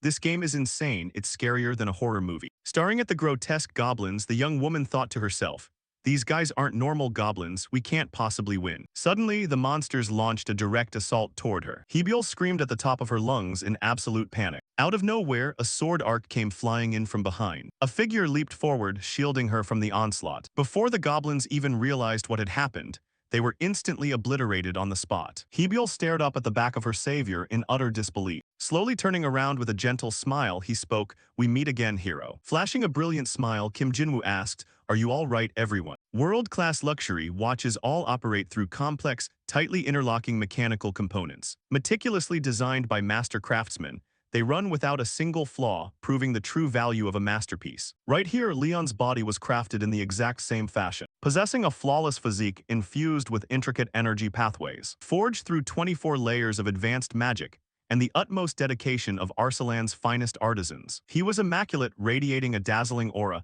a sweet fragrance, and 21 distinct auxiliary spells. Hebyul instinctively raised a hand to block the overwhelming radiance he was emitting. He's glowing too brightly. A comment stream quickly chimed in with a reminder, pull yourself together. Snapping out of her daze, the viewer who had just received a 10-1 donation stammered, pull it together, stop drooling. How embarrassing, I didn't even recognize myself. With a devastatingly handsome smile, Kim Jinwoo walked up and asked, are you okay? Are you hurt anywhere? The live forum completely exploded. Weren't you guys acting like keyboard warriors just a second ago? Hebyul stammered out a reply, why yes, I'm fine. Moving swiftly, he cast a spell. I'll cast a healing spell on you just to be safe. Suddenly, a golden aura enveloped her body, leaving her startled. The forum went even wilder, healing magic. Are you kidding me? You can't learn this at the vocational training center. Can we learn that skill too? What the heck? Blushing deeply as she examined her body, Hebyul thought to herself, I wasn't even hurt, but I can actually feel energy surging through me. Suddenly, she shrieked in wild excitement, as a notification flashed for a 100,001 donation from a generous viewer. Ecstatic beyond measure, Hebyul yelled, the viewer who dropped 100,001, get over here. Here comes my 10 combo wing. The moment she remembered Kim Jinwoo standing right next to her watching, she froze into a literal statue. Lowering his voice, he murmured, good grief. Placing a hand on her head, Kim Jinwoo began channeling a spell. It looks like you've suffered a head injury. I'll heal you right away, poor thing. Protesting frantically, she blurted out, no, I didn't. Suddenly, a new chat notification popped up, leaving her stunned as the forum piled on. An anonymous user donated 10,001. This is gonna be good. Anonymous user 2 donated 50,000 won. I'll throw in another 200,000 won if you pull it off. Oh man. Gazing at Hebyul with a concerned expression, Kim Jinwoo thought, it really seems like she has a head injury. A system window suddenly materialized. The Archmage has sponsored the quest. Dropping her jaw in sheer shock, Hebyul gasped, 5 million. Throwing her arms up to form bunny ears on her head, she began to dance. Blushing furiously, she performed the bizarre choreography dance. Your very own cute bunny is right here. The adorable bunny suddenly appeared before the camera. The second she finished, she whipped her head away in absolute mortification. Stop looking at me with those eyes. Standing to the side, Kim Jinwoo mused internally, so this is capitalism. The power of money truly is magnificent. Smiling warmly and extending a hand, he offered, your head definitely needs proper treatment at the shrine. For now, let's move to a safe place. Sobbing quietly, Hebyul tried to defend herself. I told you I didn't get hit in the head. That moment birthed the greatest clip of the year. Voted on not just by viewers but by the entire streaming platform. Cutting to nighttime, Hebyul trotted along right behind him. Thinking to herself, even his back looks impossibly handsome. Suddenly, he turned around, paying attention to the girl trailing behind him. Smiling gently, he offered a warm reminder, we've arrived, watch your step. Blushing crimson, Hebyul stammered, why yes, thank you for worrying about me. The forum erupted once again, is talking in a cute, eggyo voice in front of hot guys scientifically proven to work. Wait, Leon doesn't even have a player status window popping up. Is he the main protagonist? Look at those looks and stats, he's definitely the main character. Turning back with a smile, Kim Jinwoo said, the goblins probably won't be able to track us all the way out here. Smiling back, she replied yes. Bowing a full 180 degrees, Hebyul said, thank you for saving me. It's a bit late, but my name is Hebyul. Smiling and extending his hand, Kim Jinwoo introduced himself, I am Leon, a traveler. Swiftly spinning a plausible excuse, he continued, I've been traveling and investigating the corrosion. That's when I discovered monsters corrupted by the corrosion appearing around Avent. I want to believe the magical barrier is still holding strong, but a sinister plot is clearly underway. Hearing that, Hebyul asked, are those purple goblins also because of the corrosion? Nodding, he answered, indeed, they have been warped by the corrosion. Special note, Hebyul. Suddenly, Kim Jinwoo's eyes lit up brightly. Utilizing his probing skill, he thought to himself, her affinity rating is definitely rank A. She could very well become the central figure of this expedition. Extending his hand in an inviting gesture, Kim Jinwoo pleaded, my strength alone is not enough. I beg of you, warrior, please eradicate the corrupted goblins. A system window popped up instantly, Leon's request, impending conspiracy. Affinity has increased and the main storyline has been unlocked. Hebyul widened her eyes in shock, we finally got a main quest. Do I have to assemble a subjugation force? She began to reminisce, but rounding up 200 people, is that even feasible? Between gathering herbs and wandering around sightseeing, everyone seems way too busy with their own stuff. Clenching her fists tightly, Hebyul resolved, no, I have to pull this off, because this is Leon's request. Her hand reached out and grasped his hand firmly. With her face as red as a tomato, Hebyul replied, I'll do my absolute best. After entrusting Hebyul with her first mission, Kim Jinwoo, in his guise as Leon, busied himself with fieldwork. Shouting encouragement from the sidelines, brave warrior, I've got your back. He helped the warriors with hunting, prompting grateful cheers from everyone, thank you, my lord. By the end of the day, he smiled and praised the female gatherers, it's genuinely impressive how many herbs you've collected. Even the pharmacists in Avent would struggle to match this. Blushing with pride, the girl thought, Leon actually praised me, while he assisted with herb gathering. Kim Jinwoo hauled out a large sack of supplies and announced, here are various potions and items. A small token of my appreciation for you warriors. The recipients grew deeply worried. Is it really okay to give all this away, Leon? You won't have anything left for yourself. Flashing a radiant, generous smile, Kim Jinwoo extended his hands, I'll be fine. Don't I still have all of you? Heartwarming stories about Leon quickly flooded internet communities. One girl who had been too terrified to even step outside her room thought of Leon. He called her a warrior, so she decided to muster up the courage to live up to that title. When she finally opened the door and walked out, her mother burst into tears and pulled her into a tight embrace, leaving her heart aching painfully as she watched the older woman blame herself. She whispered to herself, I'm a warrior, so I'm not going to live pathetically anymore. I'll go find a job and pay off my debts, and since a bunch of new players are going to be arriving in Arsalan soon, I'll take care of the new warriors just like him. Comments poured in, incredible. This is what a real warrior looks like, someone who steps up with courage. A true warrior. This is the positive feedback loop of gaming. Lord Leon is basically a god. Meanwhile, looking down at his tablet, Kim Jinwoo smiled to himself. All that walking around really paid off. They're finding motivation and the community vibe is fantastic. At this rate, the subjugation force will be assembled in no time.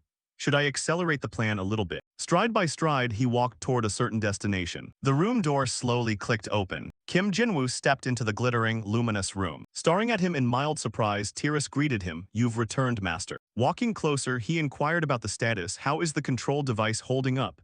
She answered smoothly, "It's connected perfectly." The magic tower acts as an intermediary, allowing us to manage all the details right from here. Smiling approvingly, Kim Jinwoo nodded, "Good.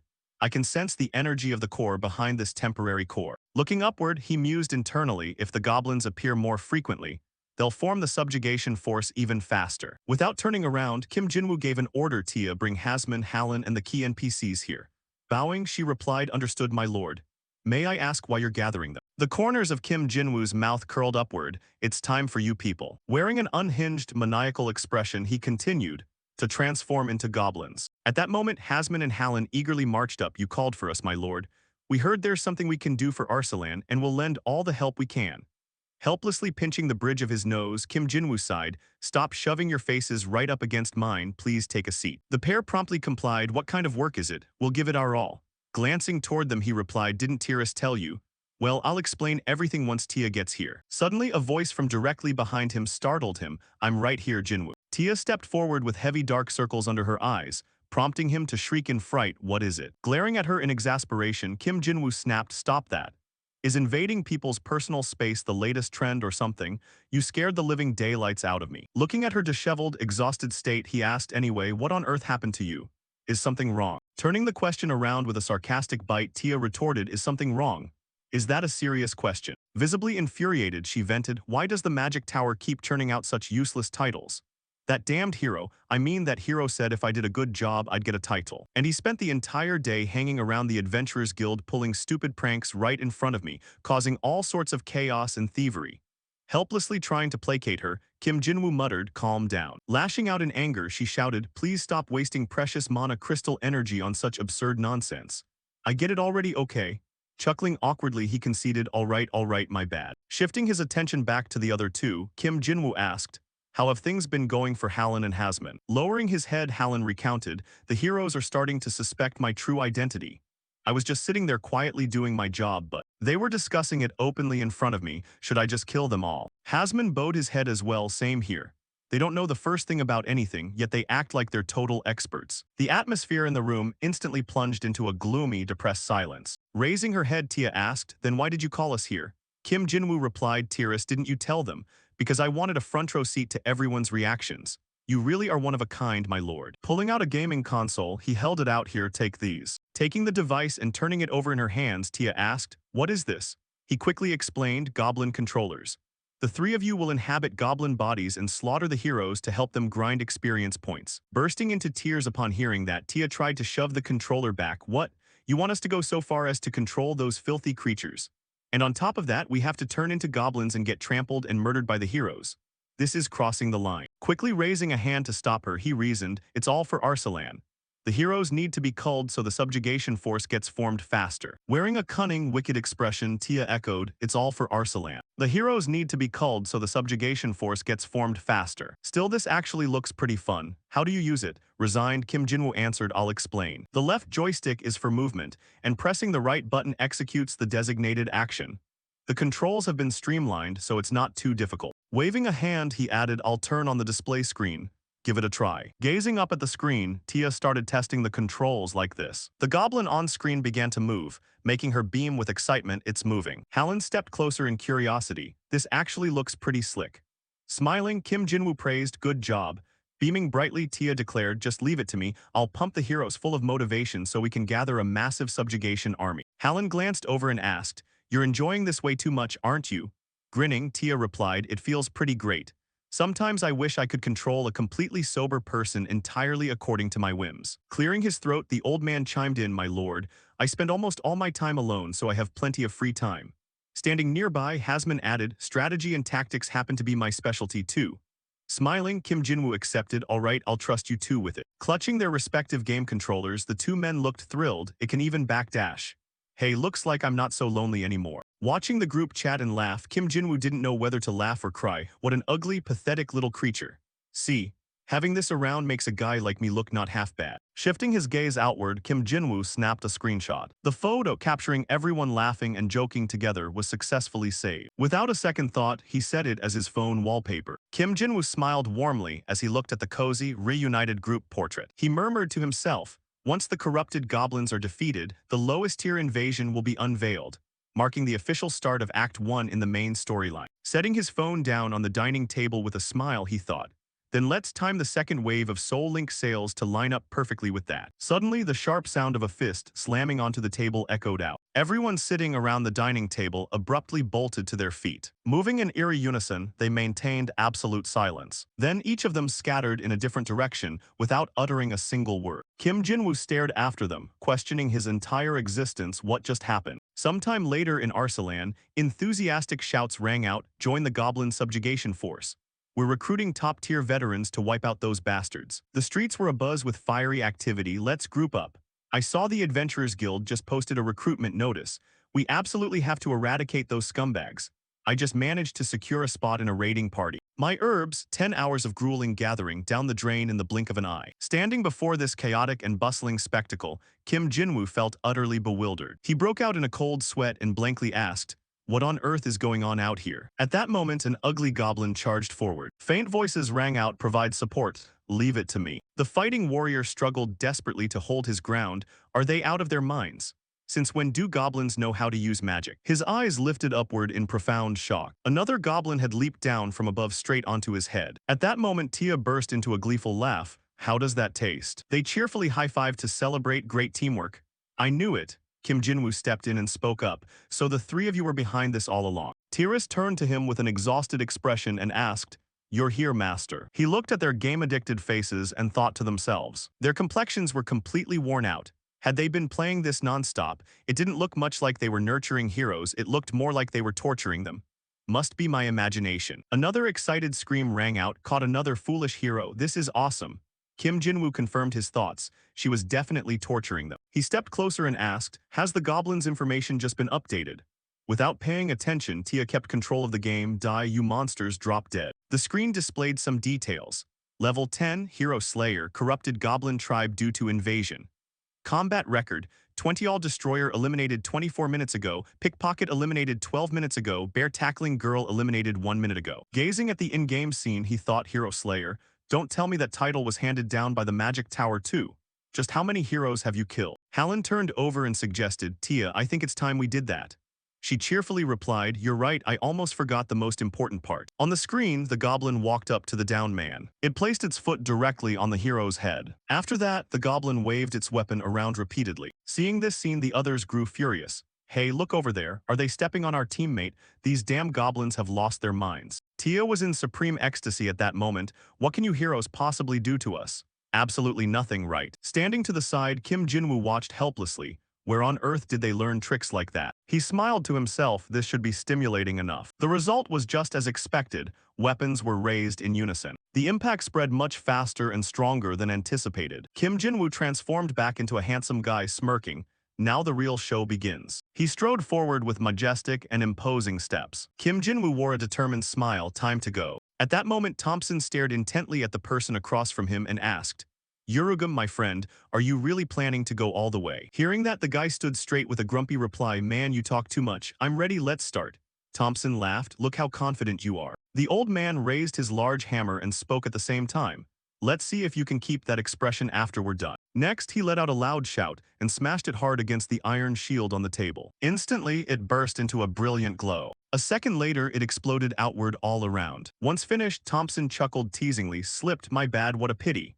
At that moment, the system announced, "Enhancement failed." Across from him, Yurugum could only look dazed. The old man happily added a few words, "At least you still have the shield. Honestly, you're pretty lucky." Only then did Yurugum realize the issue and clutch his head in a roar, "Damn it, my +4 shield." Right then, Hebiel walked over and questioned, "Yurugum, are you seriously attempting equipment enhancement right before the eve of the expedition?" He started crying and whining, "Hebiel, comfort me, my enhancement bomb." Hearing that, she spoke with utter contempt, "You absolute dopamine addict. It took you forever to hit +4 after 20 tries and now you're messing with it again." Hebiel immediately added, "I heard the success rate for hitting +5 is only 5%.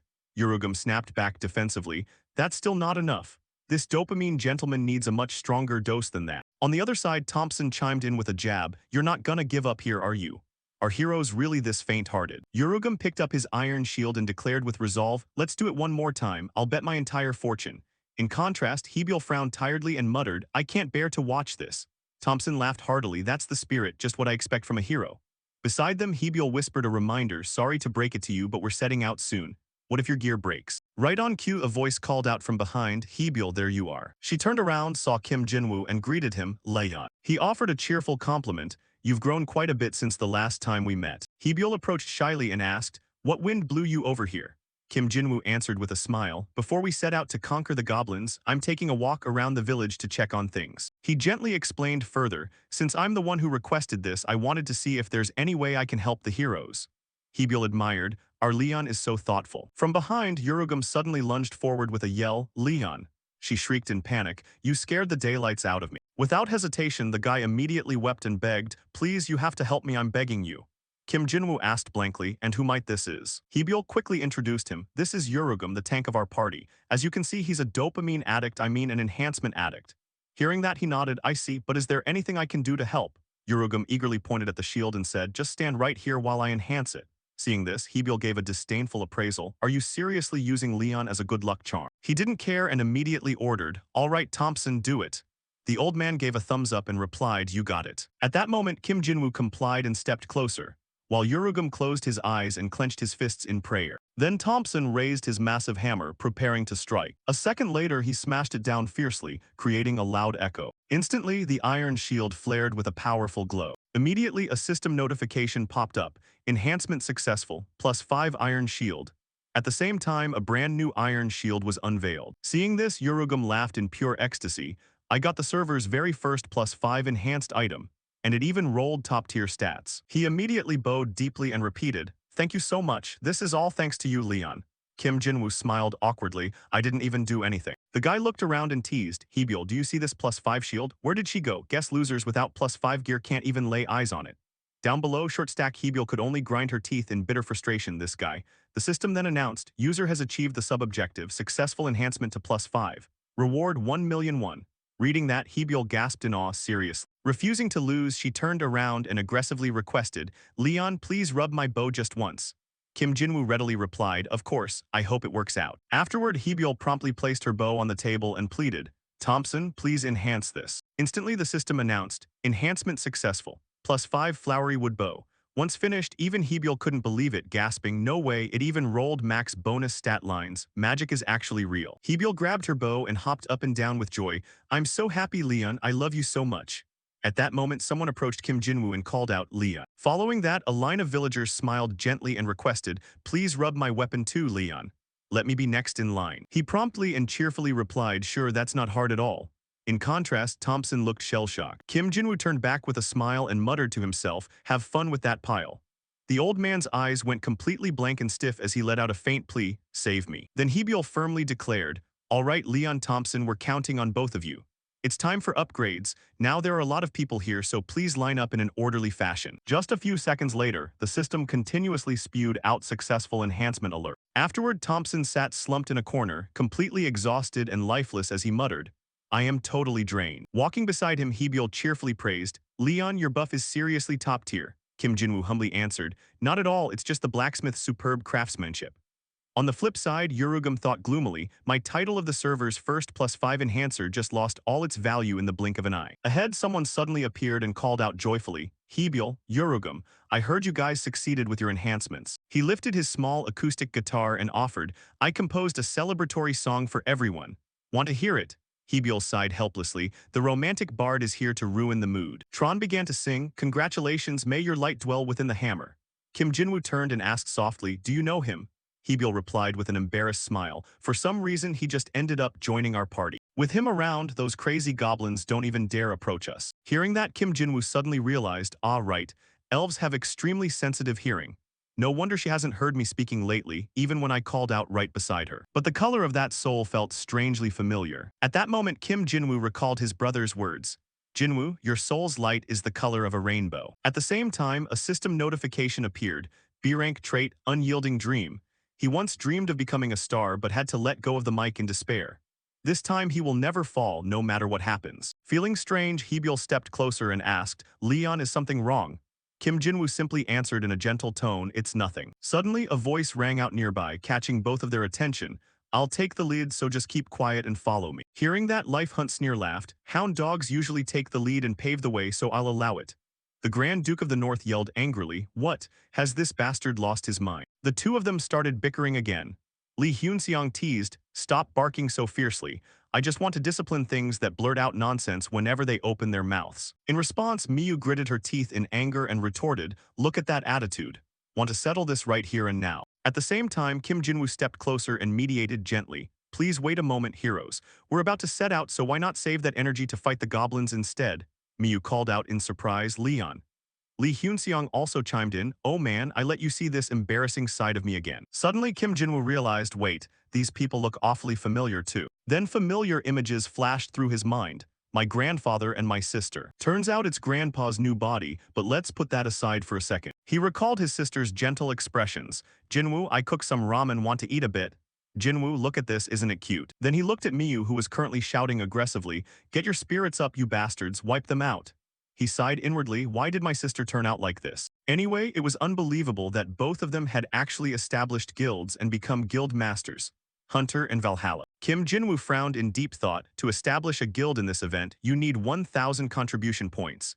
Even playing without a single break, reaching 1,000 points is practically impossible. Is the Osung group actually operating normally? At that moment, the people behind him noticed him and cried out in surprise. It's Leon. Leon, you're here. Everyone chimed in unison. We gathered here to wipe out the goblins. We assembled after hearing the request from you and Hebyul. He turned back and spoke politely. Thank you truly for responding to my request. She answered gently, of course. After all, you helped us out. Afterward, Kim Jinwoo called out names one by one. Neopiro, Steel No 18, Honeypot is mine. Nananim, Lantnim, Lightning Shikainim. Hearing that, a few people swooned. Leon just said my name. He gently proposed, all of you have grown up wonderfully. To fight side by side with the heroes, this is my greatest honor. Will you grant me this privilege? Everyone cheered in unison, of course, let's fight together. Seeing this, Kim Jinwoo smiled and replied, wonderful, let's move out. Then he took the lead and walked toward the city gate. At that moment, Haina proclaimed in a ringing voice, Knights of Ella. She and the soldiers raised their swords high and shouted in unison, greetings to the heroes. Next, a decisive and powerful foot stepped firmly onto the ground. Kim Jinwoo and everyone else marched out aggressively. The time quickly shifted to dusk, and the group was still marching passionately. Yorugam looked around excitedly and muttered, this view is awesome. He happily spoke up, with scenery this nice, I suddenly feel like having a drink. From behind, someone eagerly suggested, I brought some fruit liquor, want some? Beside them, Tranile quickly pulled out some paper and hurriedly jotted things down. Looking at scenery this gorgeous, inspiration just keeps gushing out of me, gotta write it down before I forget. Miyu complained crossly, can you stop playing that weird heavy metal music? At this point, everyone's mood was filled with absolute confidence. Kim Jinwoo turned back to observe and thought to himself, perhaps because we treat this as a game, it doesn't feel too heavy. He smiled warmly to himself, no, this is enough. If we forced them to fight, they wouldn't be any different from forced laborers. From now on, let's keep selecting heroes, training them, helping them grow, and fighting together. Just then, a voice called out, my lord. Tia called out excitedly from behind, we're ready too. The goblins have gotten stronger, so look forward to it. The people behind flashed two fingers and cheerfully reported, Hallen and Hasman have gone to prepare their part, and all the villagers who are resting are watching from our secret base. Hearing that, Kim Jinwoo smiled softly and replied, good, they should be arriving soon over here too. Everyone quickly arrived at the misty forest.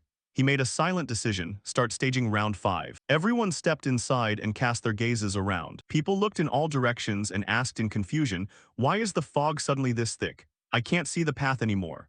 Okay, this is getting serious now, they definitely poured a lot of effort into this. Above, Kim Jinwoo calmly explained, it looks like the corruption is affecting this area, letting all this happen inside a magic barrier. Hebyul asked in surprise, what? At the same time, a creature with purple tentacles was approaching. But without knowing it, Kim Jinwoo continued, they definitely know we're coming, there must be a powerful entity interfering. He gave a serious and cautious warning, for now we should probably withdraw. Before he could finish, a tentacle from the side lunged forward to attack. Fortunately, he managed to raise his sword just in time to block right in front of him. Kim Jinwoo immediately turned back and shouted a warning, everyone back, this is a corruption attack. Tentacles also lashed out below, giving Hebyul and the others a fright as they cried out, a sacrificial ritual right in the middle of the battlefield. Urugum looked up and screamed in shock, "What the hell is this?" Right then, a massive entity surged up in front of Hebiel. They immediately coalesced into a monster, taking a ready stance to attack. At the same time, a decisive sword thrust straight down into its body. The owner of this blade was none other than Kim Jinwoo. He let out a loud shout and exerted his strength, causing his sword to glow brilliantly. Panicking, he turned back and called out, "Is everyone all right?" Hebiel answered hesitatingly, "Yes, thanks to you, Leon." At that moment, Miyu looked up at the sky and cried out, "Hey, wait a minute." Her expression turned fearful as she stammered, "Something is wrong with the sky." In midair, the sun was instantly swallowed by a dark shadow. Sinister aura began radiating from it down below. Everyone gasped in unison, "A black sun." After that, the sound of a drum began to echo. Packs of goblins started appearing, roaring with fury. They lined up across the mountain peaks in front of Kim Jinwoo's group. Seeing this, Urugum panicked and yelled, "Everyone, I think we're genuinely screwed." Hebiel stood dumbfounded. "Their numbers are way too high." Tronile's jaw dropped in shock. "This is a literal war." Then Kim Jinwoo spoke in a serious tone. "Turns out it was a trap. They were waiting for us." He surveyed his surroundings and continued cautiously. To set a trap this large, they must have known beforehand where the expedition force was starting from and how massive its scale was. Miyu gradually caught on, meaning there's a traitor inside Eden. A shovel slammed down hard into the ground with a decisive thud. Controlling the goblins, Tia smiled and shouted, "That's never going to happen." Down below, some warriors began to tremble and stammer, "Look at their numbers, and there's even a frenzied ancient dragon. We're dead for sure." At that moment, Kim Jinwoo raised his hand and declared firmly, "This is all my fault. The heroes aren't ready to face that corrupted dragon on their own yet." He flicked his finger and made his decision. "I'll take the heroes back to Edent." Next, shields appeared one by one in front of everyone while the system immediately chimed in with a notification. "Leon is using all his power to send you back to Edent. Do you accept? If you die on the battlefield of the demonic soul beasts, you cannot revive in Edent for 3 days, and the death penalty increases by 50%. Seeing this, Hebiel asked back with worry, "Wait, what about you, Leon?" Hearing that, Kim Jinwoo simply smiled without answering. Across from him, Hebiel anxiously waited for a response. Raising her voice proudly, she declared, "If you send all of us back, Leon will be left behind all alone. Even if I have to die, I still want to fight alongside Leon to the very end." Miyu and the others also roared fiercely, "Nicely done. Hurry up, juniors, a warrior of Valhalla never backs down. Do you really think we'd cower before trash like that? Let's fight." Nearby, Lee Hyunseong and the rest were no exception, shouting with ecstatic hype, "Hunters, get ready to hunt. Tonight's dinner is goblin meat. We're gonna turn you guys into a goblin armor platoon. How's your goblin hunting trip going?" Tronile and the others raised their weapons high, cheering merrily, "Let me play a tune to honor you guys." As if we'd ever back down from that trash. Conversely, Kim Jinwoo still asked with genuine concern, "Heroes, things are going to be much harsher this time than before. Are you all really okay with this?" Clenching her fists tight, Hebiel answered with absolute determination, "Of course." Finishing up, he raised his sword high and shouted boldly, "Thank you, everyone. As long as the heroes don't give up, even if this soul is shattered into pieces, I will stand by your side." At that exact moment, everyone's weapons began to glow brilliantly in unison. Lee Hyunseong glanced down and muttered in awe, "Is this a buff effect?" Miyu gasped in astonishment, "I can feel an incredible surge of power." Afterward, Kim Jinwoo thrust his sword forward and yelled powerfully, "For Arsalan." The moment he finished, everyone charged forward fiercely as one. At that moment, the screen reflected Kim Jinwoo and everyone else rushing into battle. While a voice chimed in from the side, "Now the real war begins." Sitting nearby, Thompson turned and asked curiously, "Say, Tia, if the heroes choose to retreat, the biggest risk is that all of them will become corrupted, right?" She replied with a smug smile, "It doesn't matter either way, they can't escape anyway. Since the plot is being forced to progress, that part is just going to be skipped." Thompson admired as expected of Ms. Tia. Meanwhile, a different thought crossed her mind. In that case, maybe they've already given up on expecting anything from the heroes. But Jinwoo was right. Those heroes from another world are truly fighting the monsters for our sake. At that moment, Tia secretly broke into a knowing smile. "And if that's the case, I better give it everything I've got to wipe them out completely." Urugum and his associates began charging to the front, shouting at the top of his lungs, "Shield squad, advance." He instantly poured all his strength into pushing the goblins back, bellowing, "Charge, shield bash, burn them all to ashes." Simultaneously, a system notification popped up, "Rank E+ shield bash skill. Charge into the enemy with your shield to deal impact damage and inflict a stun effect on targets hit.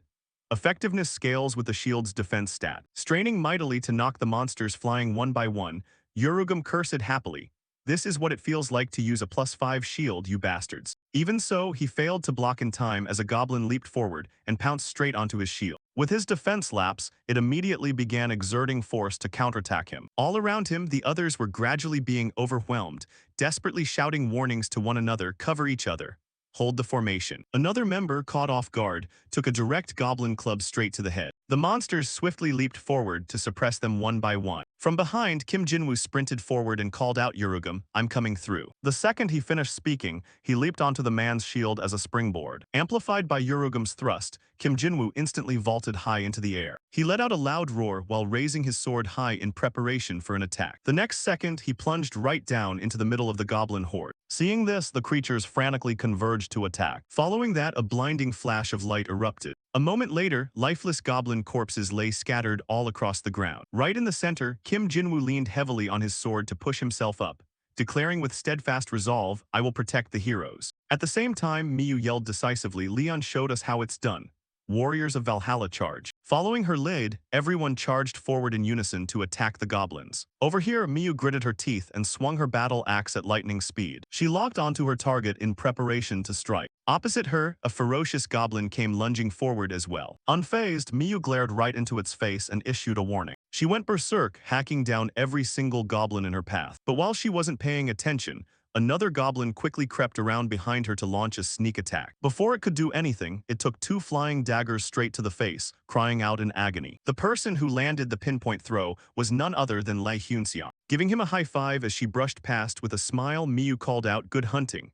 Lee Hyunseong replied cheerfully for Valhalla. Nearby, Hebil raised her voice to shout orders, ranged squad, get ready. The moment she screamed fire, all her teammates followed suit instantly. The others raised their magic staffs and chanted in unison, fireball, windblade, magic arrow. Volleys of fireballs rained down, scorching the goblins' bodies. Even so, the mages grew increasingly anxious. There are way too many. I'm about to run completely out of mana at this rate. The mage in white turned to ask, did you bring enough potions?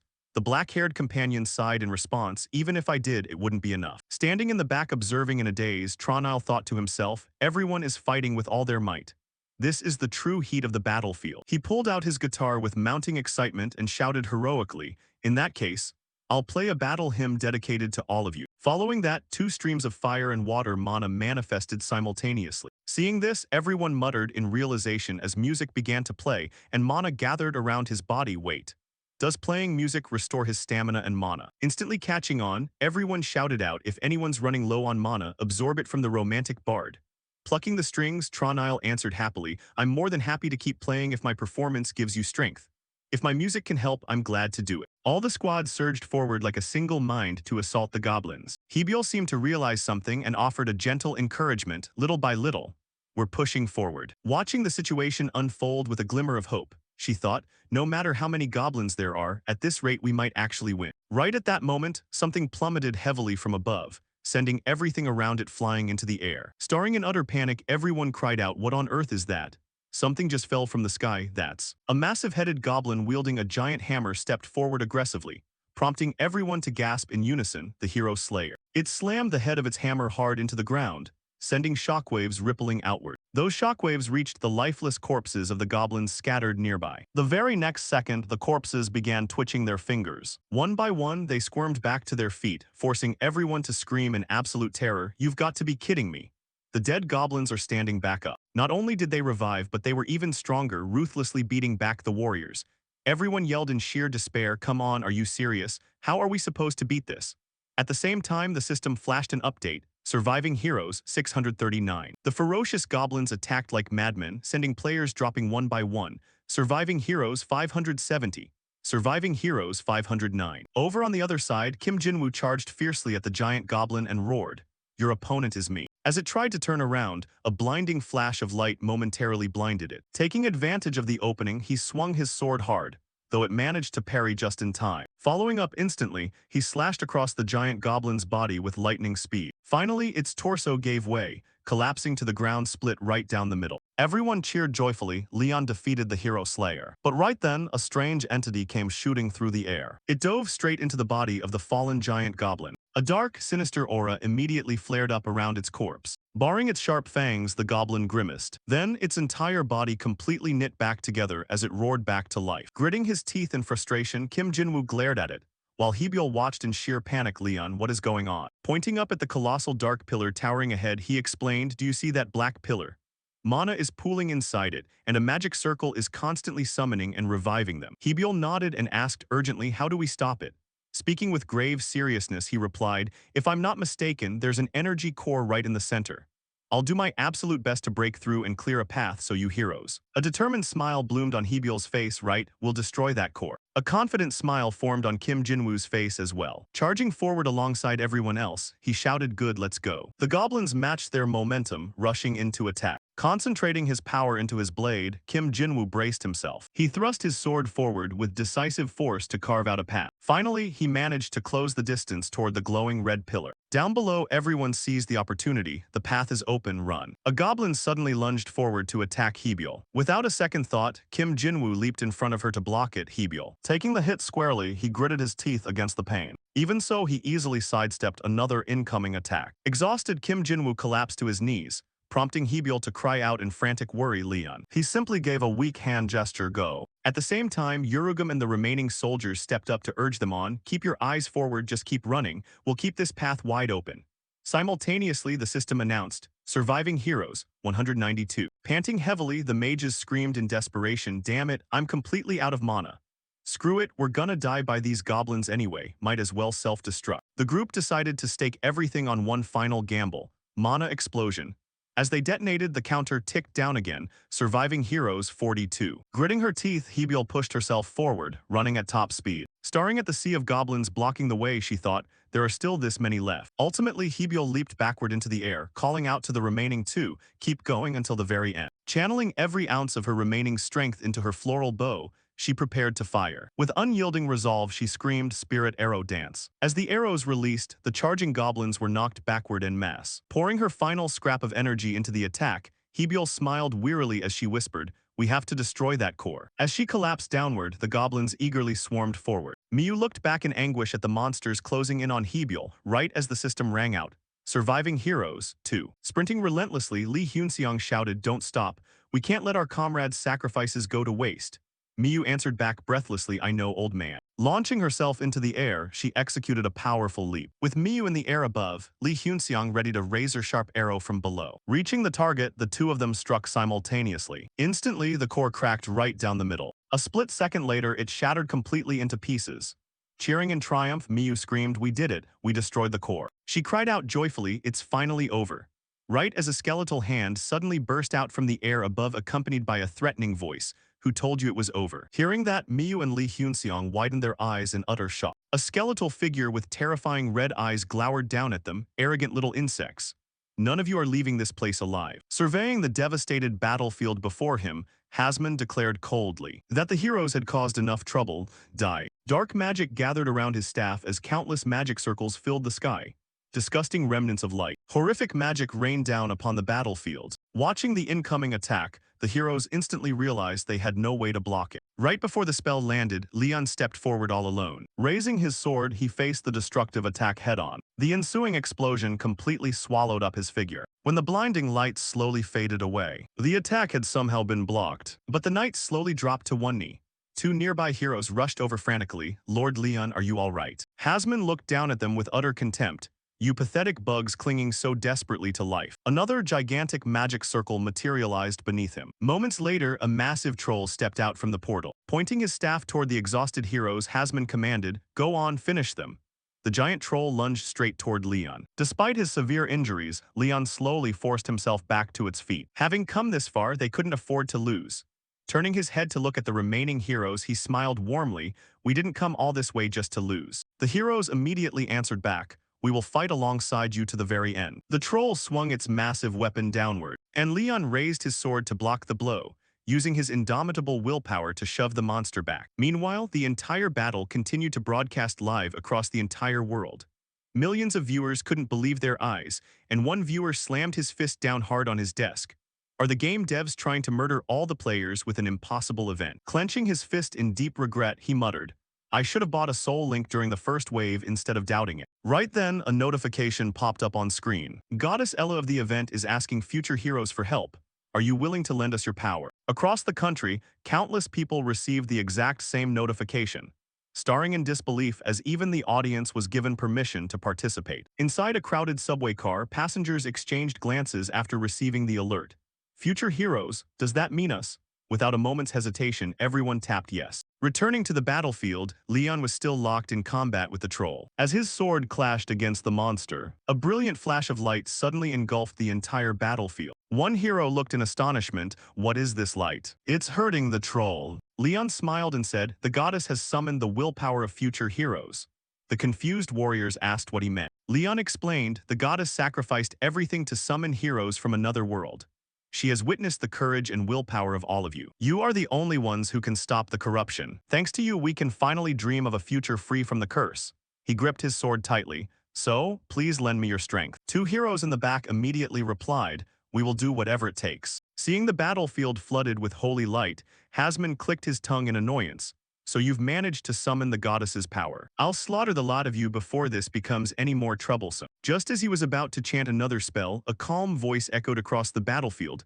I cannot allow that. They are not lives that someone like you has the right to touch. Hasman looked up at the sky goddess. A holy pillar of light descended from the sky, striking Hasman and blasting him down to the ground. He shrieked in agony as the holy light burned his immortal body. Floating in midair was a radiantly glowing young maiden. Heroes, you have fought wonderfully. My name is Eri. I am a servant of the goddess. Your courage became the guiding light that brought me to this world. Leon immediately dropped to one knee. Greetings, holy maiden. Eri smiled gently. We can exchange pleasantries later. The battle is not over yet. Hasman stood up angrily. I'll kill you. I'll kill every single one of you. Eri remained calm. We were lucky to land that last blow. But just the two of us still aren't enough to defeat him. A female warrior asked in confusion, what do you mean? Eri smiled, just with us it's impossible. But I won't be fighting alone. She raised both hands toward the sky. Future heroes have answered our call. Dozens, hundreds, and then thousands of giant magic circles appeared across the battlefield. A system notification popped up. Saintess Eri uses miraculous light bestowed by future heroes. Mass resurrection skill activated. Golden light covered the battlefield. Every fallen hero opened their eyes one by one. Hebiol was the first to stand up, then the second and the third. Before long, the entire battlefield was overflowing with newly resurrected warriors. The endless army charged straight toward Hasman and the troll. Watching the countless resurrected heroes, Leon couldn't help but smile. Meanwhile, inside the magic tower, complete chaos had broken out. Mages panicked and screamed that the calculations were collapsing. The tower's processing capacity had reached its absolute limit. The illusion magic maintaining the game world was becoming unstable. Seeing everyone panic, Tia immediately cracked her whip and shouted rapid-fire orders. Connect directly to the magic tower. Handle the calculations locally. Turn all black smoke into light particles.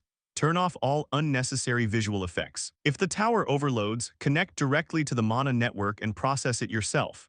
As the mages scrambled to comply, Tia gritted her teeth. This campaign consumed way more mana than she had anticipated. At this rate, before the next phase of the plan, the magic tower would need a major upgrade. Back on the battlefield, the troll was currently roaring with fury. It slammed down a massive blow toward the heroes, sending them flying. Someone was nearly killed on the spot. But right at that moment, Eri clasped her hands in prayer and boosted their morale. Hold your formation, heroes. Instantly, the heroes received a blessing and had their HP fully restored. Regaining their momentum, they surged back into battle with burning zeal, fueled by Leon and the Saintess. They rushed into a frantic, fearless assault against the troll. The mage squad wasn't idle either, continuously chanting spells and hurling fireballs at the troll. The troll was driven onto the defensive under the relentless barrage from the heroes. Seeing this, Hasman couldn't just stand by. He gathered balls of dark magic and launched them toward the battlefield. Seeing that, Eri casually cast a blessing. Instantly, explosions erupted everywhere. Eri shouted that she would hold Hasman back and told everyone to keep attacking, earning the profound admiration of the heroes. Down below, all the heroes grew hyped up from receiving the Saintess's blessing. Eri flashed her signature smile and encouraged everyone to keep their spirits up. She used her succubus breath ability to induce euphoria, sacrificing mental resistance in exchange for overwhelming physical prowess. Meanwhile, beside them, Hallen was panting heavily. He was desperately struggling to mask Eri's demonic aura into holy miracles every time she cast a spell. He muttered to himself that this was a sacred trial. As the last remaining pope in this world, he had to fulfill his holy duty, refusing to fail in the role destiny had forced upon him. He let out a roar, maximum support stack, take that troll down. Miyu leaped forward wielding her battle axe. She landed a strike right in the middle of the troll's head, sending blood splattering everywhere. Its entire body was split in half. Then it crashed heavily to the ground before everyone's eyes. The troll gradually dissolved into ashes. The hero faction had done it. They cheered excitedly to celebrate their victory. Hasman continued his act, cursing the heroes and expressing disbelief that they had actually killed the troll. Leon shouted at Hasman that he had run out of trump cards. Yet Hasman showed no fear, retorting harshly, "Do not let arrogance blind you, Leon. I will personally erase the very last trace of the royal bloodline from this world." Inside Leon's body, Kim Jinwoo mentally contacted Hasman and asked what he thought about boosting the special effects for this grand finale. Hasman eagerly replied, "Right on it." He shouted aloud, initiating Now Master, and launched dark energy orbs toward the heroes. Over on his side, Leon raised his sword and proclaimed loudly, "I will borrow everyone's gathered light." A brilliant aura enveloped him. He kicked off the ground and charged forward, splitting the wind. In a split second, Leon closed in on Hasman and slashed at him. They plunged into close quarters combat midair. Ferocious attacks were unleashed, but they were evenly matched, with neither willing to yield. The heroes below dropped their jaws in utter shock while watching this clash. Deciding to put an end to everything right here, Hasman gathered powerful magic in his hand. The ground slowly began to shake violently. He hoisted an entire chunk of land high up into the air to use as a weapon. The next second, he hurled the massive rock downward with all his might. It hurtled straight toward Leon. Leon's sword was simply raised. A razor-sharp slash was unleashed. That slash shook space itself, obliterating everything in its path. It surged straight toward Hasman without a shred of mercy. Hasman couldn't do a thing and just stood there frozen. Then he barely managed to block the attack. Sensing death closing in, Hasman screamed out a desperate plea, "Envoy of the Abyss, grant me salvation." A teleportation gate appeared right behind Hasman. He slowly stepped into it, not forgetting to thank the envoy Casey and issue a threat to Leon that things were far from over. Back on this side, Leon stood watching as the tremors slowly faded away. The heroes looked on in a daze as well. Then the light from the moon gradually reappeared. Everyone screamed in joyful cheers as the corruption vanished, returning to normal. The corrupted land had been cleansed. Leon spoke up at that moment. "The Lick has escaped, but we have reclaimed the territory stolen by the corruption." He smiled and declared, "We won." People cheered wildly with joy as a system message popped up, "Quest completed." Affinity with Leon increased by 20. The entire expedition army receives a massive amount of EXP. Kim Jinwoo thought to himself, with the corrosive curse lifted from this region, more and more heroes can step into Arsalan. The main quest activating the corruption's conspiracy through the Arsalan gate is expanding. Fight against the corruption and uncover the insidious plot hidden in the shadows alongside the new generation of heroes. Afterwards came an announcement from FS Games calling for the second batch of heroes to join. Everyone grabbed a slot for themselves. Over on her side, Tia marveled that she never expected the heroes to take down the troll.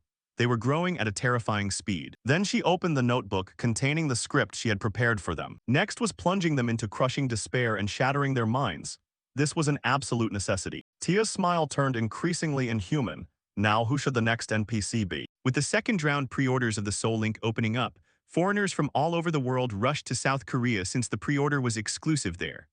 A globally renowned pop star abruptly canceled all schedules and announced a long-term stay in South Korea. A globally famous businessman was spotted heading to Incheon Airport. A legendary investor famous for paying 3 billion won for a single business dinner was even spotted camping out in front of a burger joint across from the FS Games headquarters. Inside a restaurant, a reporter asked the businessman across from him, "Mr. Ryan Belfort, why are you wasting your time like this?" Ryan answered honestly, "Wasting my time? I am investing my time. My money means nothing to that young man Lee Jinwoo. The only thing I have left to invest is my brief remaining time." A reporter asked, somewhat surprised, "Is a story really worth that much?" Ryan's expression turned serious. "The value of a second life cannot be measured by money. FS Games will become the center of a new world order." Yet he still hadn't gotten the chance to meet Lee Jinwoo. Cutting to the company meeting room, a team leader spoke up. "We have 1 hour left before server maintenance begins. Avant Square is packed to the brim, boss.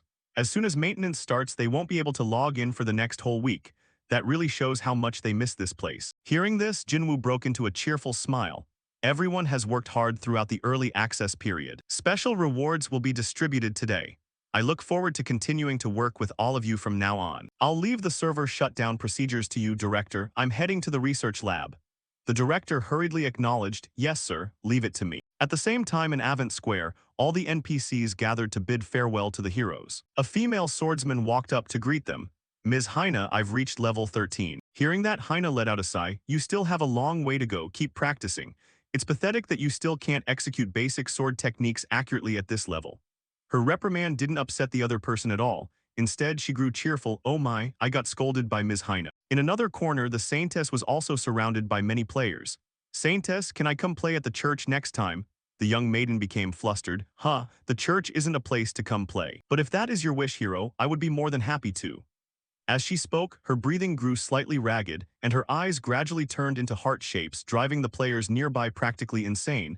I'm going to miss the Saintess day and night. Elsewhere, a few players were grilling meat. Try this, Ms. Tia. Taste this piece, Ms. Tia. Have you ever heard of this? 5-pot grilled pork belly? No, grilled right on a shield. Hearing that, Tia used chopsticks to pick up a piece and try it.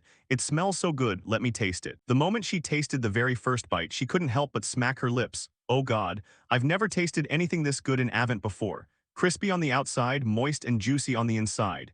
It's literally just grilled pork, yet the flavor is this deep. In another corner, Jinwoo had also arrived at the square through the avatar of the hero Leon. The bustling scene here caught him by surprise. Seeing him appear, the rest of the players welcomed him. Lord Leon is here. The male lead walked toward them and greeted them. Heroes, you all fought bravely during the goblin subjugation.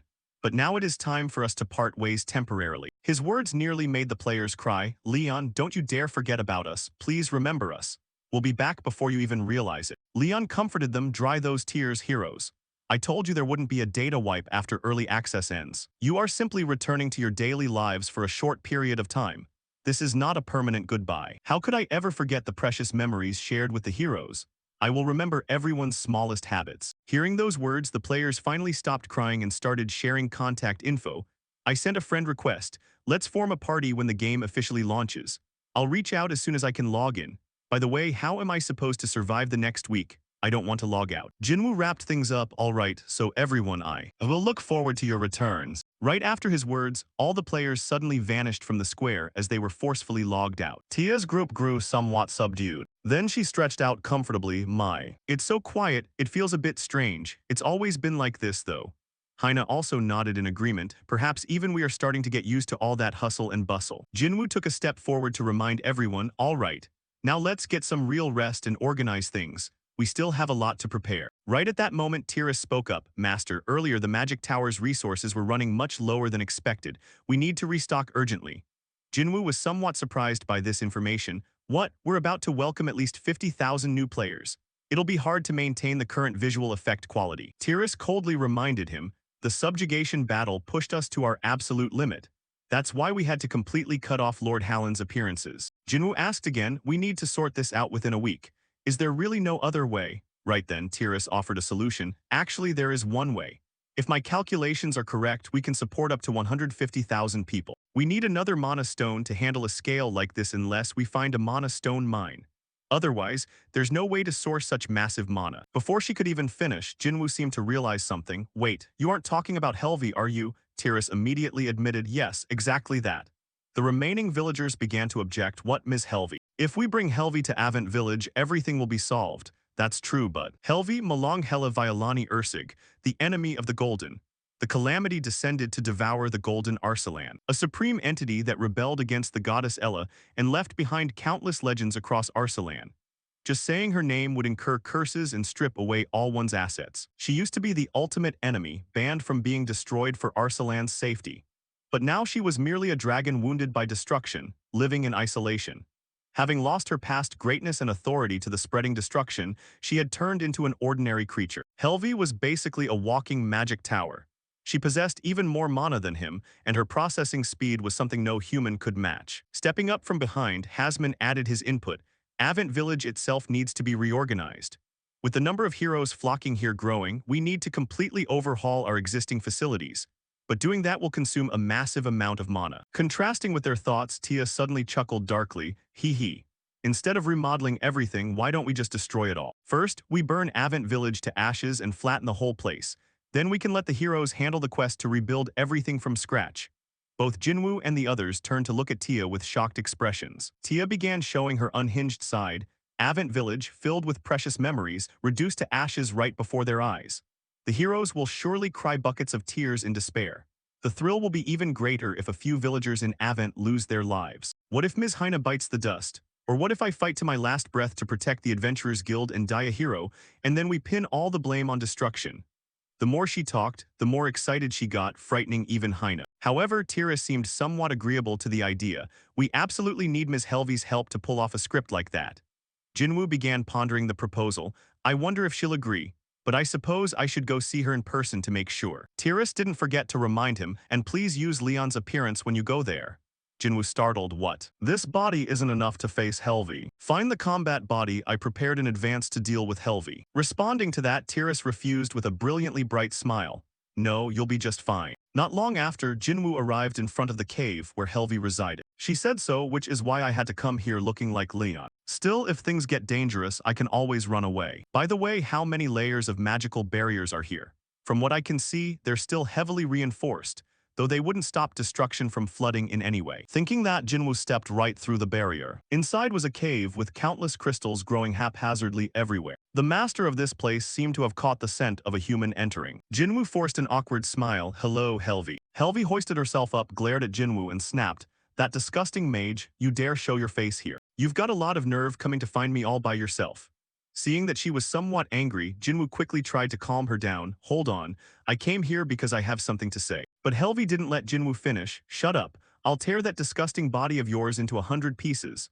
As she spoke, she opened her massive jaws wide and charged straight at Jinwoo. The pressure radiating from that gigantic dragon body made Jinwoo grit his teeth and curse.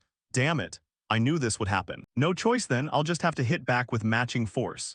Jinwoo gripped his sword hilt tightly as he spoke. Meanwhile, Helvy roared with lethal intent. That arrogant face, today finally. Mid-sentence, Helvy's eyes suddenly flew wide open, as she laid eyes on the handsome face of the character Leon. All of Helvy's momentum instantly vanished. She slowly shifted back into her human form and said gently, You said you had something to talk about.